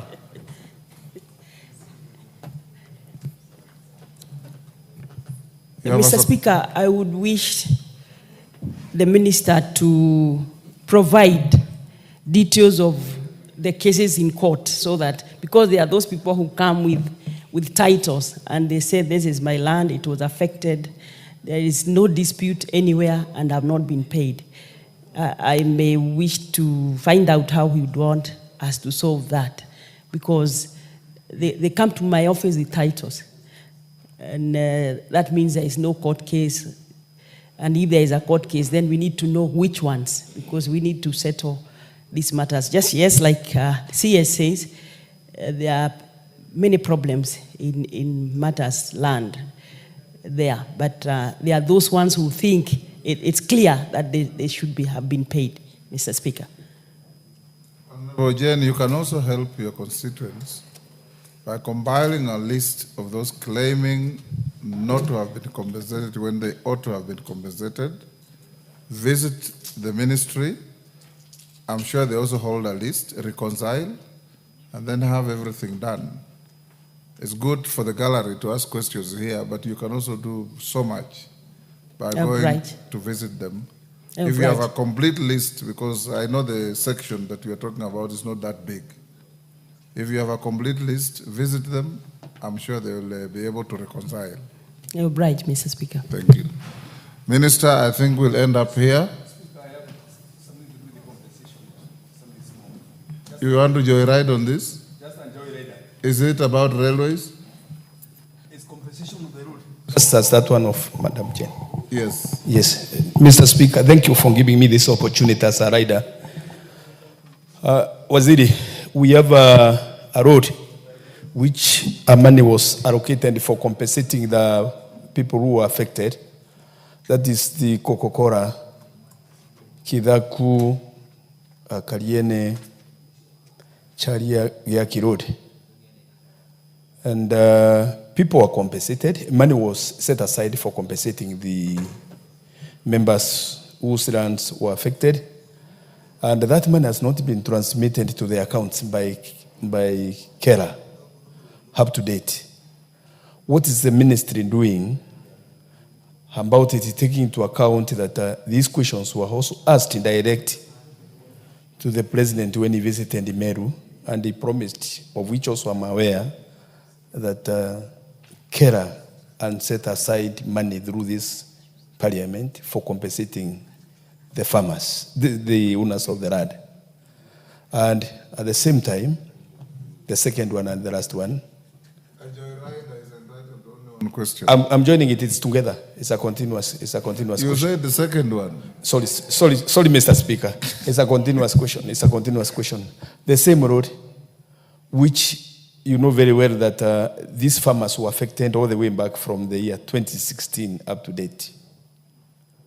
There has been an attempt to put some little money to do that road. What's the ministry doing? What's the minister doing to make sure that there is adequate money to have this road finished or done completely? Because the budget was 1.9 billion and nothing has been done much about this road as we speak.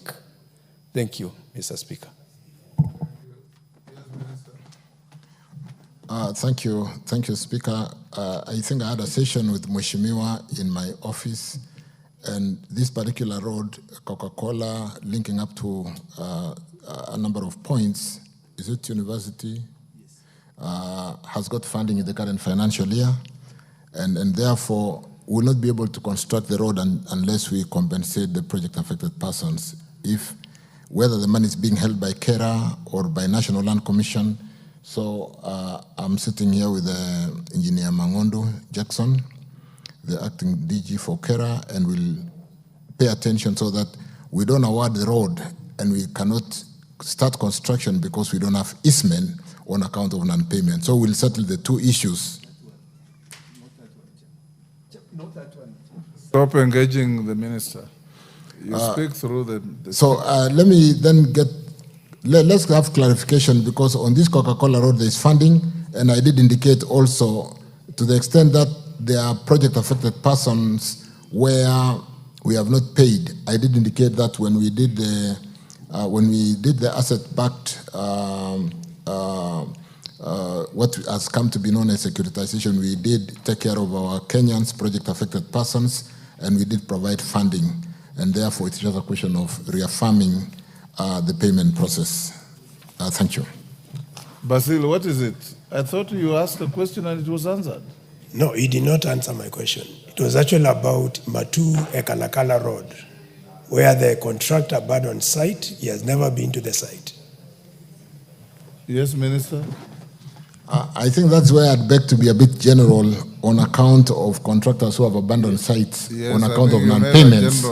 And therefore, I did indicate that I will get the contractors where they've been concerned that there's been no resumption. To the extent that we are due to pay the second tranche of 40%. We've called contractors to come for a meeting on Tuesday. And for this particular road, let's have the full details and we'll make sure the contractor is back to work if it is due to non-payment. If it is due to other reasons, then we'll drill down and address a resumption of work on this particular road, Bashir. Thank you, Speaker. Kipchumba, what is it? I have closed questions on Thank you, Honourable Speaker, for that opportunity. Honourable Speaker, now there are roads, Honourable Speaker, that have been abandoned by contractors. So, Mr. CS, what is the status of maintaining those roads that contractors have abandoned? CS, I have a road, Kibat, Kapcherop, in Marakwet West. I have a road in Chebororwo, Kokongoi. I have a road in Chepkaitit, Kipkundun, which have been abandoned for almost 3 years. Honourable Speaker, who is supposed to maintain roads that have been abandoned by contractors? Thank you, Honourable Speaker. Minister. Like I said, Honourable Speaker, Honourable Kipchumba, where roads have a contractor, and as they resume, we'll rework and ensure that they do not only continue with the road, but we do maintain what had been constructed. Because sometimes, due to abandonment of the road for several years, even what had been built is already stressed, and therefore we'll need to work on that. To the extent that we have latitude, Speaker and honourable members, in terms of variation of contract, or to a very good extent, whether the dilapidation or rather the stressing of the road was because it is incomplete, then it shouldn't be a challenge, because the subject is that there's a contractor, we have paid them, and therefore how do we deal with some of the stressed areas of the road to make sure that when the road is completed, we do not have a dilapidated part of the road and a section which is completed, which is looking. So we'll address not only for Kapcherop, for Keyo, for Marakwet, we'll address for all the roads in the country, because the abandonment ranged from 6, 7, 8, 9 years. And therefore, it is true that we need to rebuild and correct even areas where the road had been completed, apart from just continuing and completing the rest of the road. So we'll pay attention to all those roads, not just in Keyo or wherever, but in the whole country. I thank you, Speaker. Thank you. Thank you, members. We come to the end of question time. Minister, thank you for your endurance and clarity of answers. Like I said, members, all of you who have records of stalled roads, the minister has indicated a meeting with all contractors on Tuesday. Drop your lists with the clerk. We will forward them to the minister, and minister thereafter compile that list and send it to the chairman of roads. Stop that, Kamkunji, and listen. Thereafter, you forward the list through the chairman of roads, whom I'll give an opportunity to table in the House for members to go through, and if they tease out any further questions, we will invite you to answer. You are now released, unless you are lawfully held, to go back to your office. Thank you, Minister. Next order.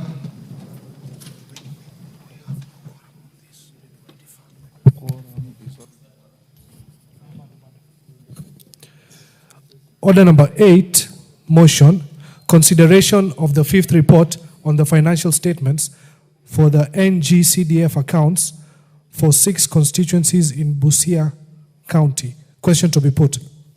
Order, Polo, take your seat. Order, Koyo, sit. Honorable members, I'll now put the question at order number 8, which is that this House adopts the 5th report of the Decentralized Funds Accounts Committee on its consideration of the report of the Auditor General on the financial statements for the National Government Constituency Development Fund for 6 constituencies in Busia County, being Teso South, Matayos, Nambale, Funyula, Teso North, and Butula constituencies for financial years 2013-2014, 2014-2015, 2015-2016, 2016, 2017, 2017, 2018, 2018, 2019, 2019, 2020, 2020, 2021, and 2021, 2022, laid on the table of the House on Thursday, 10th April 2025. As members of that opinion say aye. Aye. Will those of the contrary opinion say nay? The ayes have it. Next order. Order number 9, the Kenya Institute of Primate Research Bill, National Assembly Bill number 52 of 2024. Resumption of debate.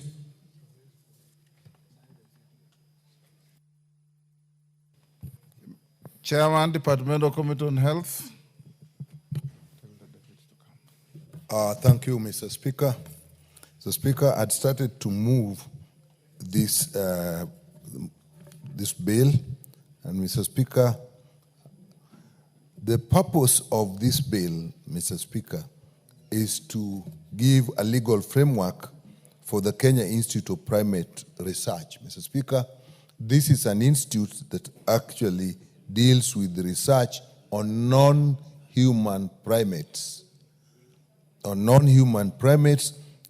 this is research that includes preclinical research work, biomedical research, and research that translates clinical biological findings into clinical work, known as translational research.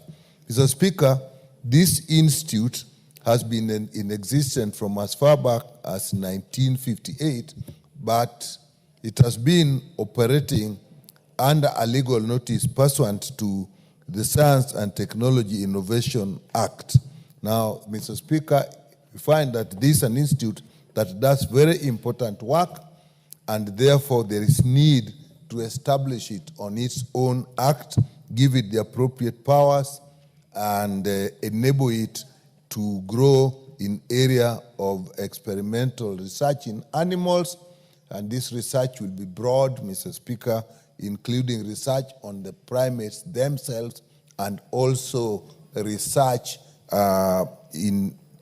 for use in clinical medicine, the production of medicine, testing of medicine, and so on. So this is an extremely important bill, Mr. Speaker, and therefore we need to pass it and therefore have the institute operate on its own. Mr. Speaker, this institute, I've said, is not new, and it has been in existence. In fact, it has even received international recognition. It is recognized by the World Health Organization as a collaborating center. Therefore, this bill will give it the autonomy that will enable it to operate with other international organizations. So it's an institute that we need. So, Speaker, this institute is important for us because this research will actually be focused on the public health strategy priorities for this country. Mr. Speaker, as you know, in the production of medical products, particularly medicines, vaccines, and diagnostics, many times the main stage after the basic science has indicated what can be done with scientific principles, then these are actually tried out in animals. And non-human primates have been used a lot for this. So, Speaker, this institute actually has been acting in a specialized capacity. It has had specialized function in the production of snake venom research. And therefore, this is an area that we are actually, particularly the area of vaccines, the area of snake venom production, this is an area that as a country we plan to invest more. In fact, we have the Biovax institution that we are putting in place, and therefore this will be extremely important for us. Mr. Speaker, innovation is actually the basis of production of our own products. You know, Mr. Speaker, we depend like many of the African countries, on getting drugs, diagnostics, vaccines that have been produced in other countries or research from other countries. And these products, Mr. Speaker, are very expensive because of the patent laws. And Mr. Speaker, the big difference between branded medicine and the generics is basically that these are patented, and the people who have done heavy research have to recoup their investment, and therefore the products are very expensive. If we can invest in our own research and produce our own medicines, not only for ourselves but even for the region, Mr. Speaker, that will take us a long way. At the same time, it is not only that the medicines will be available to us, but we will also have patents that will actually earn royalties to the people involved, and the institutions that are able to do that do actually attract a lot of funding from overseas and other stakeholders.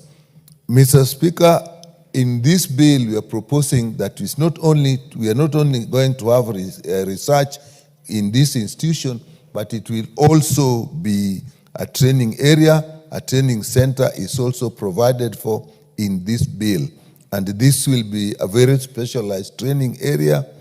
Mr. Speaker, there's been some thoughts that probably it will do what Cambridge is doing. This will actually be very different. Cambridge is purely clinical, but this is actually a lot of basic research. So there's a clinical element in it, but it's also research. If you are doing research on animals, it is important that the future of those animals, the well-being of those animals, their biological integrity and survival is taken into consideration. So that will also will be covered in this. Mr. Speaker, there are, of course, if you're dealing with animals, there are laws that protect these animals, like the Wildlife Conservation and Management Act, Cap 376, the Prevention of Cruelty to Animals. This bill takes into consideration those laws. Mr. Speaker, this will involve very many institutions, and there has been, Mr. Speaker, stakeholder considerations, and a lot of comments have been received from institutions, including the Ministry of Health, State Department of Public Health, Ministry of Agriculture, the National Innovation Agency, International Livestock Research Institute, Kenya Medical Research Institute. Even the Attorney General Office has put a lot of advice because there is need to see how this links. The Kenya Law Reform has advised, the Institute itself has started to link with that. So, Mr. Speaker, this bill is really important, and I'll just make a few statements to demonstrate how this act meets the objective of 1, improving research, 2, protecting the animals, 3, looking at standards, 3, linking with international organizations. So, Mr. Speaker, Clause 5 of Part 2 establishes the institute together with all its structures. Part 3 establishes the scientific and ethics review unit. Ethics is extremely important whether you are dealing with research in animals or human beings. And Clause 29 establishes research structures with standards and procedures of conducting research, which must be of international standards. And Clause 30 deals with collection and storage of biological materials. Mr. Speaker, if we have biological materials, they are stored, they are an asset in research, but they are also a danger, so they has to be very well laid down so that it does not become, we have biosafety problems. So, and we actually have a research bank. Mr. Speaker, a research bank is important because a lot of information is available, and if it is scattered, then researchers that actually can translate it into innovation and products can't receive it. So this Clause 31 deals with that. And then part 4 deals with it provides for certification of animal care and use programs. People will put up programs, people will put up institutions that may also want to do research or use animals in research. This must be regulated, and this will do that. And part 5 is dealing with the training as indicated. And as part 4, as I said, there is intellectual property protection that we will need so that we provide for patent application processes, recognition of sponsors and researchers, and their property rights in those ventures. The bill also provides for commercialization of ideas and products, and the provision is made under this. And as indicated, this country is moving. We have a biovaccine institute, and therefore, if you're moving in that, we need a lot of legal protection. Clause 44 provides that, and Clause 52 mandates the Cabinet Secretary in consultation with the board to make regulations. And Mr. Speaker, as I come to the end, I really would appeal to members of this House to actually support this. It will be a very big and important move in this country towards production of our own health products, and not only for our own use, but for export, and will definitely generate revenue from that. With that, Mr. Speaker, I beg to move, and I ask Honorable Sunkuli to second. Very well. I can see many Daktaris in the House, and they are also on my list. But Honorable Sunkuli, you are the second. Proceed. Mr. Speaker, in seconding this important bill, I wish to request the House to consider the incorporation of the Kenya Institute of Primate Research, which is called Chirchir, into an organization on its own. Mr. Speaker, as it is now, Chirchir is domiciled in the Ministry of Health. Before, it used to be domiciled in the museums. I remember when Richard Leakey was in charge of that. He was in charge of it. Was in the museums. It has been moving, but eventually it found its home in the Ministry of Health. And Chirchir is located in Ololua Forest. The headquarters is in Ololua Forest in Kajiado, not far from Ngong. And it maintains a colony of primates that it uses for research. And Mr. Speaker, the purpose, before, up to today, as the chairman has said, our chairman of health has said, and I'm a member of that committee, Chirchir was incorporated through a legal notice. And its scope is therefore limited. We want to bring it to the standard where Chirchir is an organization that stands on its own and should be considered as one of the sagas in the Ministry of Health. Now, Mr. Speaker, the Kenya Institute of Primate Research has had many achievements. First of all, it has done a lot of research on primates, on non-human primates. This is a very safe way of ensuring that research is tested on non-humans in a manner that is relevant to the use by human beings. So it has been achieving this because it has that strong colony and it has very high-level researchers within it. And because of that, we have had one major achievement which has been made by Chirchir, and that is the development of a snake venom, an anti-snake venom. Mr. Speaker, this might look an easy thing, but so far, the snake bite has been of a serious threat to many, many people in the rural areas. We do not have an anti-snake venom developed in Kenya. There are some anti-snake venoms developed in India, but snakes are different, and anti-snake venoms are also expensive.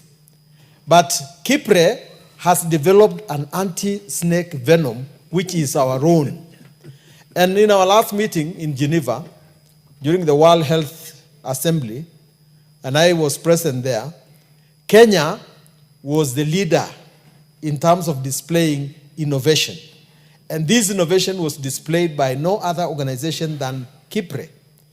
So, together with other African countries, but principally the Gambia, which seconded us very much, we displayed this anti-snake venom in Geneva. And I can assure you that that put our name very, very high.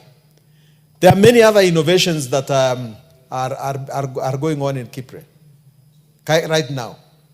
And one of the targets, of course, is to ensure that they develop more knowledge on zoonotic diseases, meaning diseases that are transferable from animals to human beings. This Chirchir has been very, very effective in performing. And Mr. Speaker, the House should consider that research is the most important part of any scientific development. Before you think about extension, you have to have research. And this organization deserves to be given a status of its own, that it can be able to do research for medical covers. This is one of the ways of ensuring that we actually have universal health care in a more sustainable manner. Mr. Speaker, I commend this bill to the House, and I beg to second.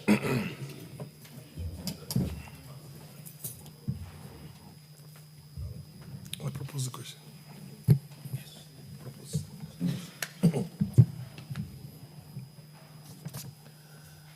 Honorable members, I now propose the question that the Kenya Institute of Primate Research Bill, National Assembly Bill number 52 of 2024, be now read a second time. Yes, Honorable Bukose. Thank you, Honorable Speaker. My neighbor here, the member for Emuhaya, is asking me, what do you want us to do as a house? Chirchir, as it exists today, is a saga within the Ministry of Health and is created under legal notice. And as you are aware, most of the legal notices that created many of the sagas within the Ministry of Health, they expired. And therefore, it is not existing under any law. And when you look at the Chirchir, it was established in 1958, meaning it was even done before Kenya attained independence.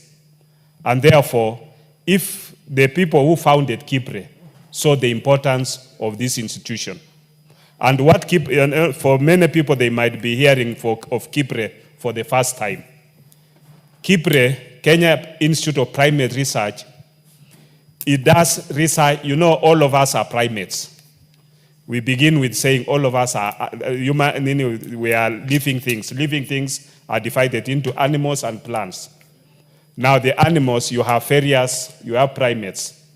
Human beings, we are primates. But the closest relatives are the monkeys, the baboons. Those are now the non-human primates.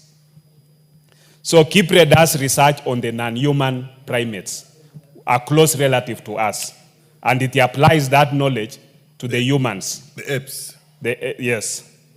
When you go to Chirchir, as my colleagues, the chair and the Honorable Sunguli has put it, Chirchir is domiciled at Olelua. They have, I think, about 150 acres of land, which is there. And they have monkeys, they have snakes, and all other ecosystem that goes with that. They work on research. They've done research. When you come to the primates, they have worked on research on even contraceptive gels like smooth gel and others, which they work on it. And after, once they've done research on it, then they can now translate it into human. Research takes a very long time because many of the scientists under Chirchir, they are not the normal civil servants. You'll find that you have scientists who, by the time they come to the conclusion of research, Maybe they are even 65 years, they are even 70 years. And therefore, this bill aims at protecting those scientists because they are scientists. And training scientists within a country is a very expensive thing. And we should not lose our scientists such that when they now at their prime, 60, 65, they have to move into other countries to go and be researchers in those countries. We should be able to protect them and retain them. So that in this bill, we've even raised the issue of the retirement age to be that of the university level, because the staff at Chirchir, the scientists at Chirchir, are the same scientists who are teaching at the university level. So they should retire at the same age as the university lecturers of 72 years. And therefore, as currently states, Chirchir scientists are being treated like just any other civil servant, which I think we're missing the point, in an institution that was created in 1958, just before Kenya attained its independence. And as my colleague puts it, you know, you might ask yourself, the Chirchir now is developing anti-snake venom. You might ask yourself, we already have anti-snake venoms within our country. Those are brought from India, and the efficacy is around almost 60 to 70%. What Chirchir is doing is increasing that efficacy by using snakes that are regionally based here in Kenya. They have traveled all over the country, Kitui, Baringo, Vihiga, Kakamega Forest, and all other places within the country, and collected the various snakes. If you visit Chirchir, you'll be able to be shown those snakes. They have extracted the venom from those snakes. And through scientific process of making the serum from the horses, they are now in the process of developing Kenya-specific anti-snake venom, which will have a higher efficacy. In addition to that, they are also in the process of going into regional, because within our region, South Sudan has the highest incidence of snake bites. And when you look at the data for the snake bites within even our country, it's very high. We lose many people through snake bites within our region. And therefore, they'll also develop snake bites and snake venom that can be used within the region. We can export it to South Sudan, we can export it to Ethiopia, our neighbors in Somalia, and all within the East African region. Therefore, this is a very important institution for us. You might ask yourself, what's the difference between KEMRI and Chirchir? KEMRI deals with research on normal people, on human beings.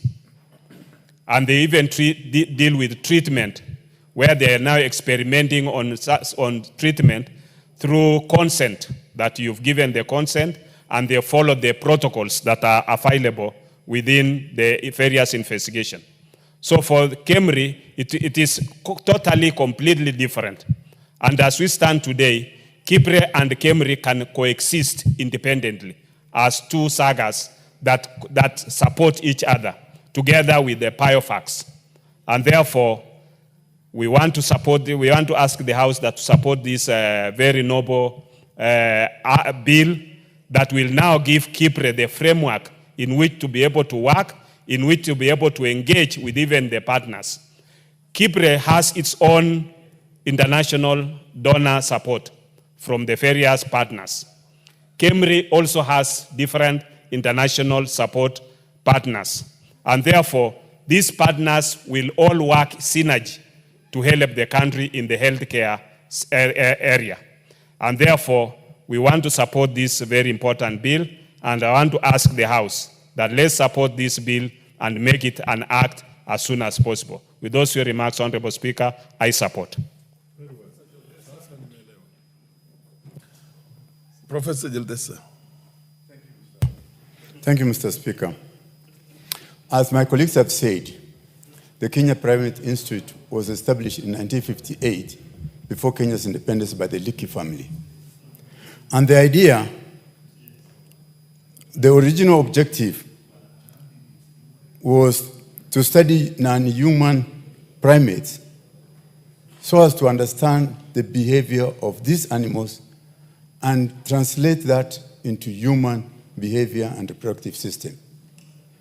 The Kenya Primate Research Institute has actually pioneered in development of contraceptions and other medical technologies like minimal invasive surgery. It's a very important institute, and because of its research work, it actually involved in North-South collaboration, partnering with other institutions across the world. Mr. Speaker, if you look at the example of the snake venom, the Liverpool School of Tropical Medicine in the UK took the snakes from here, produced the antivenom. Whereas us here, we are exporting our snakes, but we are not benefiting from it. And we go and import the antivenom which they produce. We have a capacity and a potential to produce our own. Mr. Speaker, we have a great opportunity to partner with other centers. Like there's the Serum and Vaccine Center in India. There's another center in Costa Rica and the UK one. We shall be a prime center in Africa.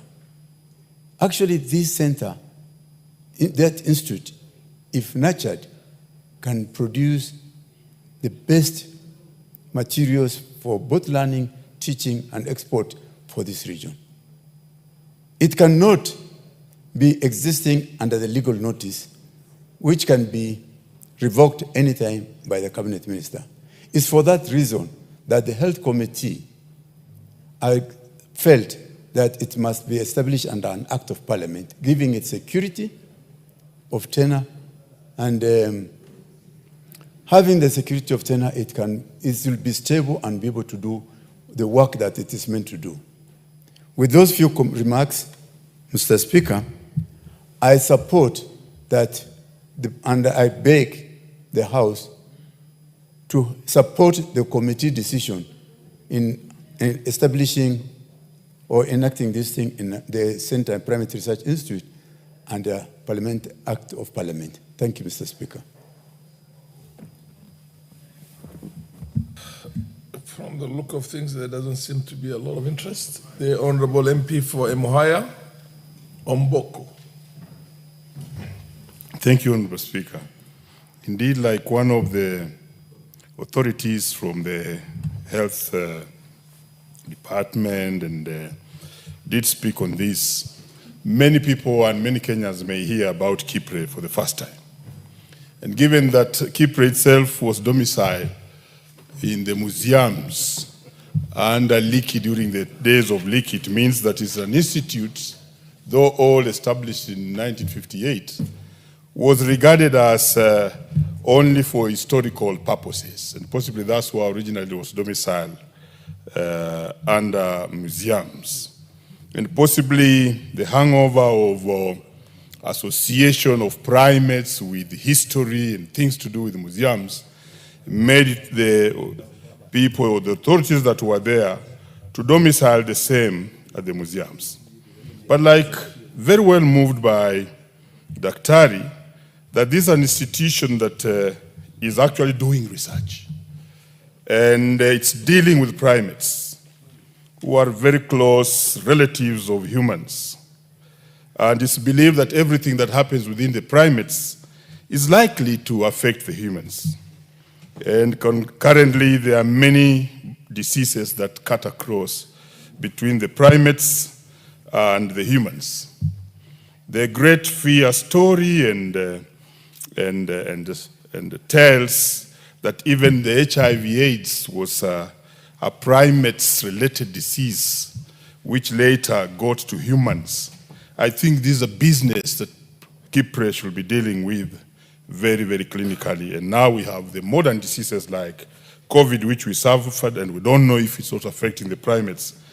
And therefore, it's an important institution given that background. I also would wish to indicate that having domiciled this Chirchir, maybe you'll inform me later. Not now. But at the end here, I will want to hear from him because he is a senior in this area. Now, having domiciled this thing in the Ministry of Health and Chirchir operating at a level of a legal notice or legal notice, that's a very low level of law. Because I know in the hierarchy of law, we would then have a regulation which is even much better. But then the acts would be better. So if we are elevating it to the level of an act, that would be strong.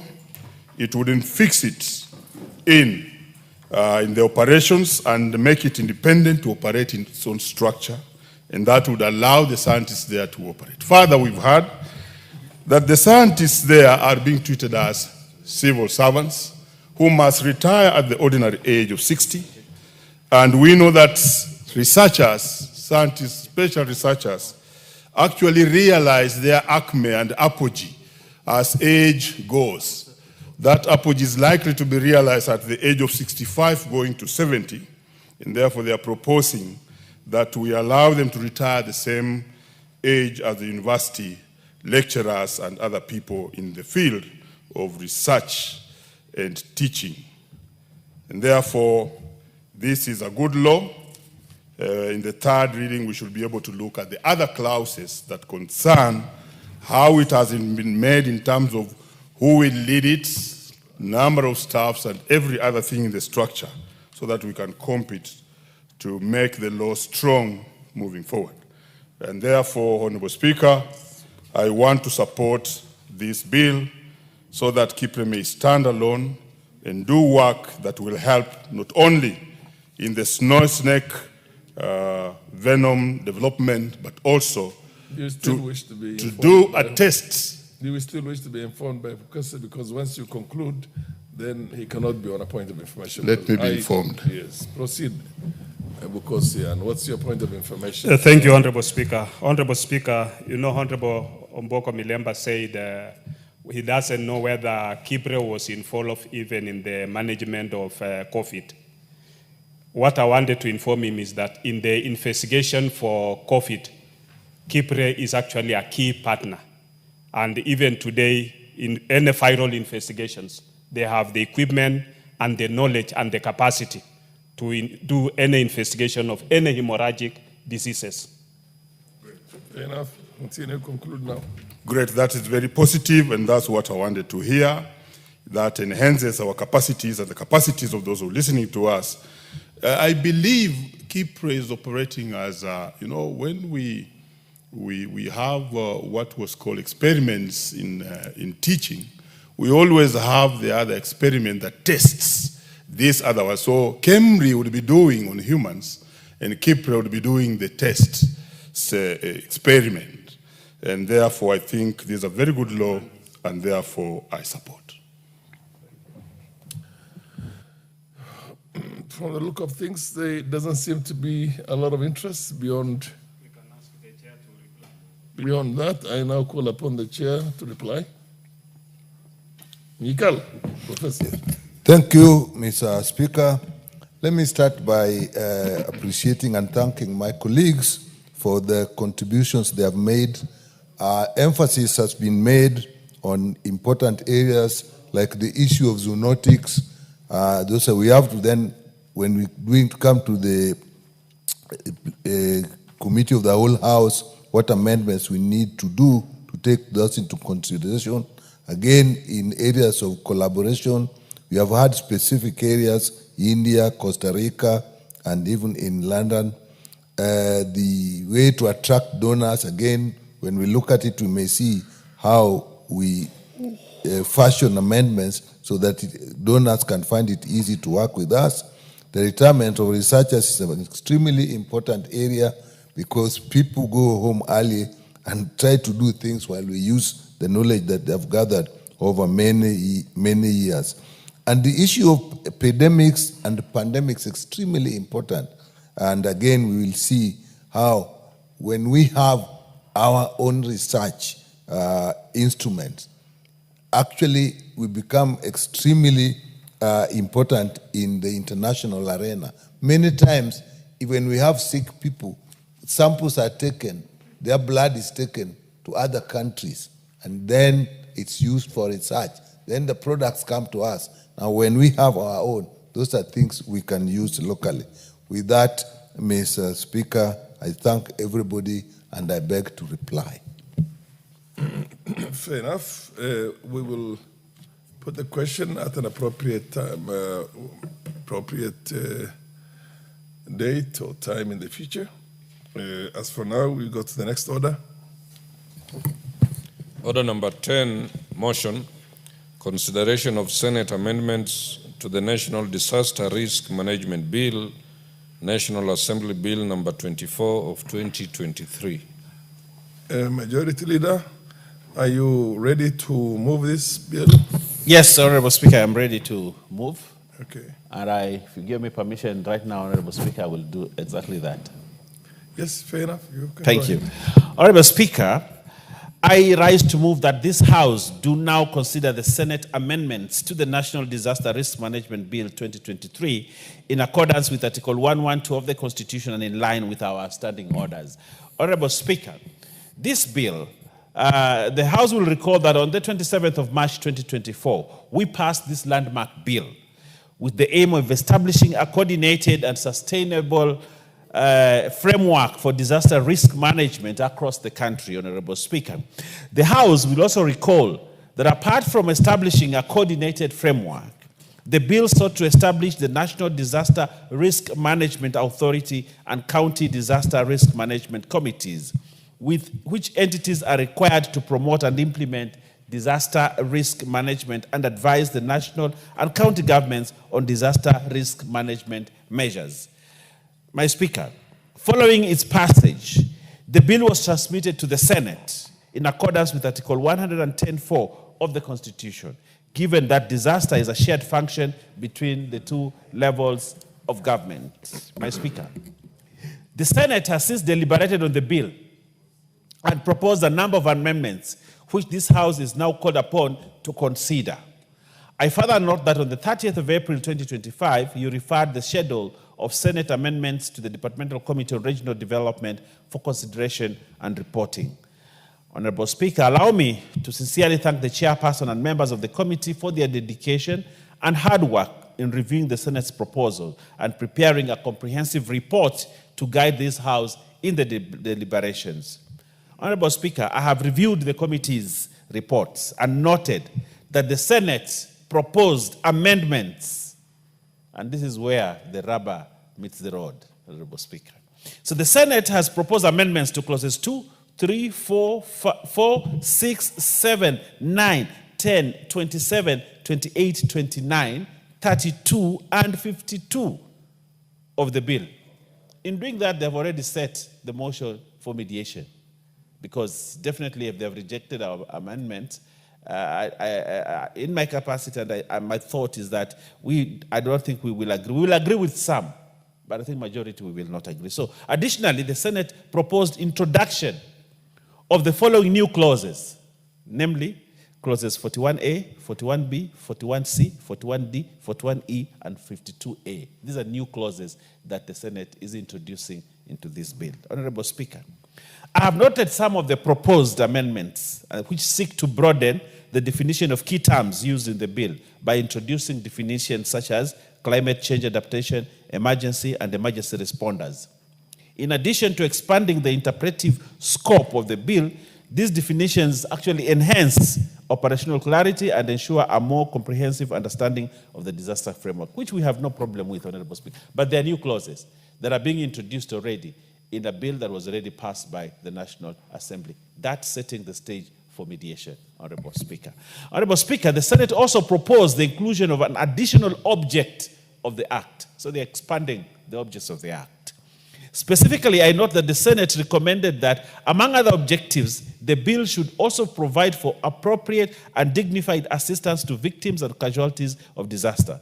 Further, Senate proposed that the bill should promote inclusiveness as well as multidisciplinary and a multi-sectoral approach to disaster management. Honorable Speaker, The emphasis on inclusiveness, multidisciplinary approach, and the provision of dignified assistance and relief aligns well with Kenya's human rights obligation and is thus supported, and we support those new inclusions, Honorable Speaker. In fact, they are consistent with international human rights conventions to which Kenya is a party to. Honorable Speaker, I've also reviewed other amendments proposed by the Senate that the committee requests the House to reject, and I fully concur with the committee, Honorable Speaker. So the committee has requested the House to reject the Senate amendments to Clause 6, Clause 7, Clause 27, Clause 29, new clauses 41A, 41B, 41C, 41D, and 41E, and Clause 52, and new Clause 52A, Honorable Speaker. This, the committee has given valid reasons why we should reject this, and I strongly advocate that this House rejects these new amendments and the proposals that have been made by the Senate, Honorable Speaker. If you go to the report and to the body of the report, you will see concisely why the committee has said we reject this. The committee has requested the House to agree with Clause 2, Clause 3, the changes in Clause 2, Clause 3, Clause 4, Clause 7, MA and MB, Clause 9, Clause 10, Clause 28, and Clause 32. Those amendments that have been made by the Senate, we are okay with them. And I urge this House to say yes to them. But we reject the other amendments, Honorable Speaker. Honorable Speaker, as I conclude, I wish to emphasize that this is a critical piece of legislation in the area of disaster risk management. In light of the increasing frequency and intensity of disasters driven by climate change, environmental degradation, and other emerging risks, our country urgently requires a comprehensive legal framework to enhance preparedness, response, mitigation, and recovery. Honorable Speaker, I would like to guide the House on this path, that we do not have to go to the committee of the whole on this, because already the stage for mediation has already been set. Going into committee of the whole on this bill is actually wasting time on it. So my proposal to this House is that we reject the bill in total so that we go back to the mediating table. So we reject it at second reading, and then we can sit now and negotiate and come up with a bill that fits the two houses. And probably that way, Honorable Speaker, will get a way forward faster than when we go to the committee of the whole and then move again forward to look at each and one of the amendments, and then again sit at mediation, Honorable Speaker. So with those many remarks, Honorable Speaker, I propose that, though this is a comprehensive framework which we need like now, but when Senate makes such big amendments, you know, I think a significant, almost the whole bill, it is important that we go for mediation to come up with a bill that will serve this country properly. Honorable Speaker, having said that, I would like to request, and having moved, and I beg to move, but I would like to request the Honorable Pokose. Oh, the chair is here. Lochax is here to actually second me on this. Thank you very much, Honorable Speaker. Thank you, Honorable Speaker. I stand to second this bill as moved by the leader of the majority. And Honorable Speaker said that on 30th April 2025, you conveyed the message from the Speaker of the Senate on the bill and requested that the Departmental Committee on Regional Development to consider the amendment and thereafter report to the House. So as has ably been moved by the leader of the majority, Honorable Speaker, you realize that there are so many clauses that the Senate have proposed for amendments. We have agreed with some of them. We have equally rejected a majority of them.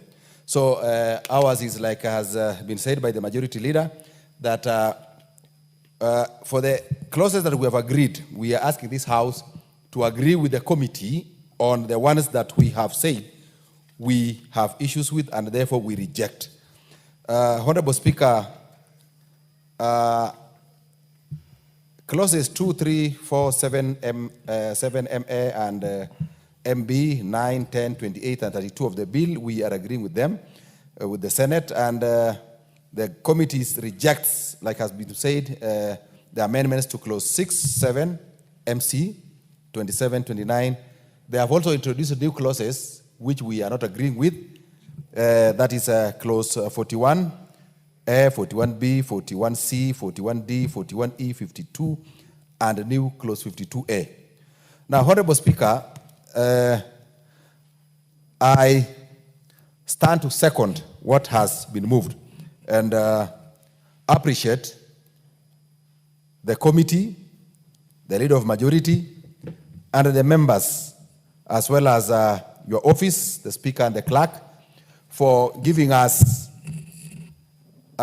support, both technical and logistical, in the consideration of this bill. So therefore, Honorable Speaker, I stand to second this bill. Thank you. Fair enough. I will now propose the question. I now propose the question that the Senate amendments to the National Disaster Risk Management Bill, National Assembly Bill number 24 of 2023, be now considered. Yes, Honorable Bukose. Thank you, Honorable Speaker. Honorable Speaker, I stand to, I think the correct position will be to oppose the Senate amendments. The Senate amendments to the National Disaster Risk Management Bill, National Assembly Bill number 24 of 2023. Honorable Speaker, as aptly put by the majority leader in moving and also the chair 24 of 2023. Honorable Speaker, as aptly put by the majority leader in moving and also the chair of the committee, you find that this means that this bill is now going to go into mediation so that consensus can be reached, so that a mediation committee can be formed with members from the National Assembly and also members from the Senate. And then this, what the committee has agreed on and what the Senate had proposed can now be put into consideration, debated, and where there is a give and take, and this is not a new phenomenon, it's provided under our standing orders. And even for some of us who are in the budget committee, we had a mediation committee together with the Senate and came up with an agreement on how much was given in the division of revenue bill to the counties. So this is something that can be negotiated, and once they have negotiated and agreed on the various amendments that have come from the Senate and also the position of the committee, then at that level we can now be able as a House to agree on the bill. This is a bill, Honorable Speaker, that has really stayed, because when you look at the bill since 2024, and I think many bills have been going to the Senate and it takes so long. We even I had a bill on the Kenya Drugs Authority, which has really taken long in the Senate, and it should be able to be fast-tracked so that we can have maturity level 3 for our country, and this is a requirement for WHO for us as a country to do drug manufacturing and even vaccine manufacturing. So I think this is something that is a very key, because matters of disaster are both shared are both functions of the national government and the county governments, and we should have a county team in place as early as possible and a national team in place as early as possible. With those few remarks, Honorable Speaker, I oppose the bill. There doesn't seem to be a lot of interest in this. I will. The Honorable, proceed. That is Honorable who? Malio. Yes, Speaker. Give him the mic. Thank you. Thank you, Mr. Speaker. I also want to put my voice on my senior Honorable Bokoso to oppose the bill, the Senate bill on the risk management, because this is something that is supposed to be done concurrently with this House, because managing disaster is not very easy. So we need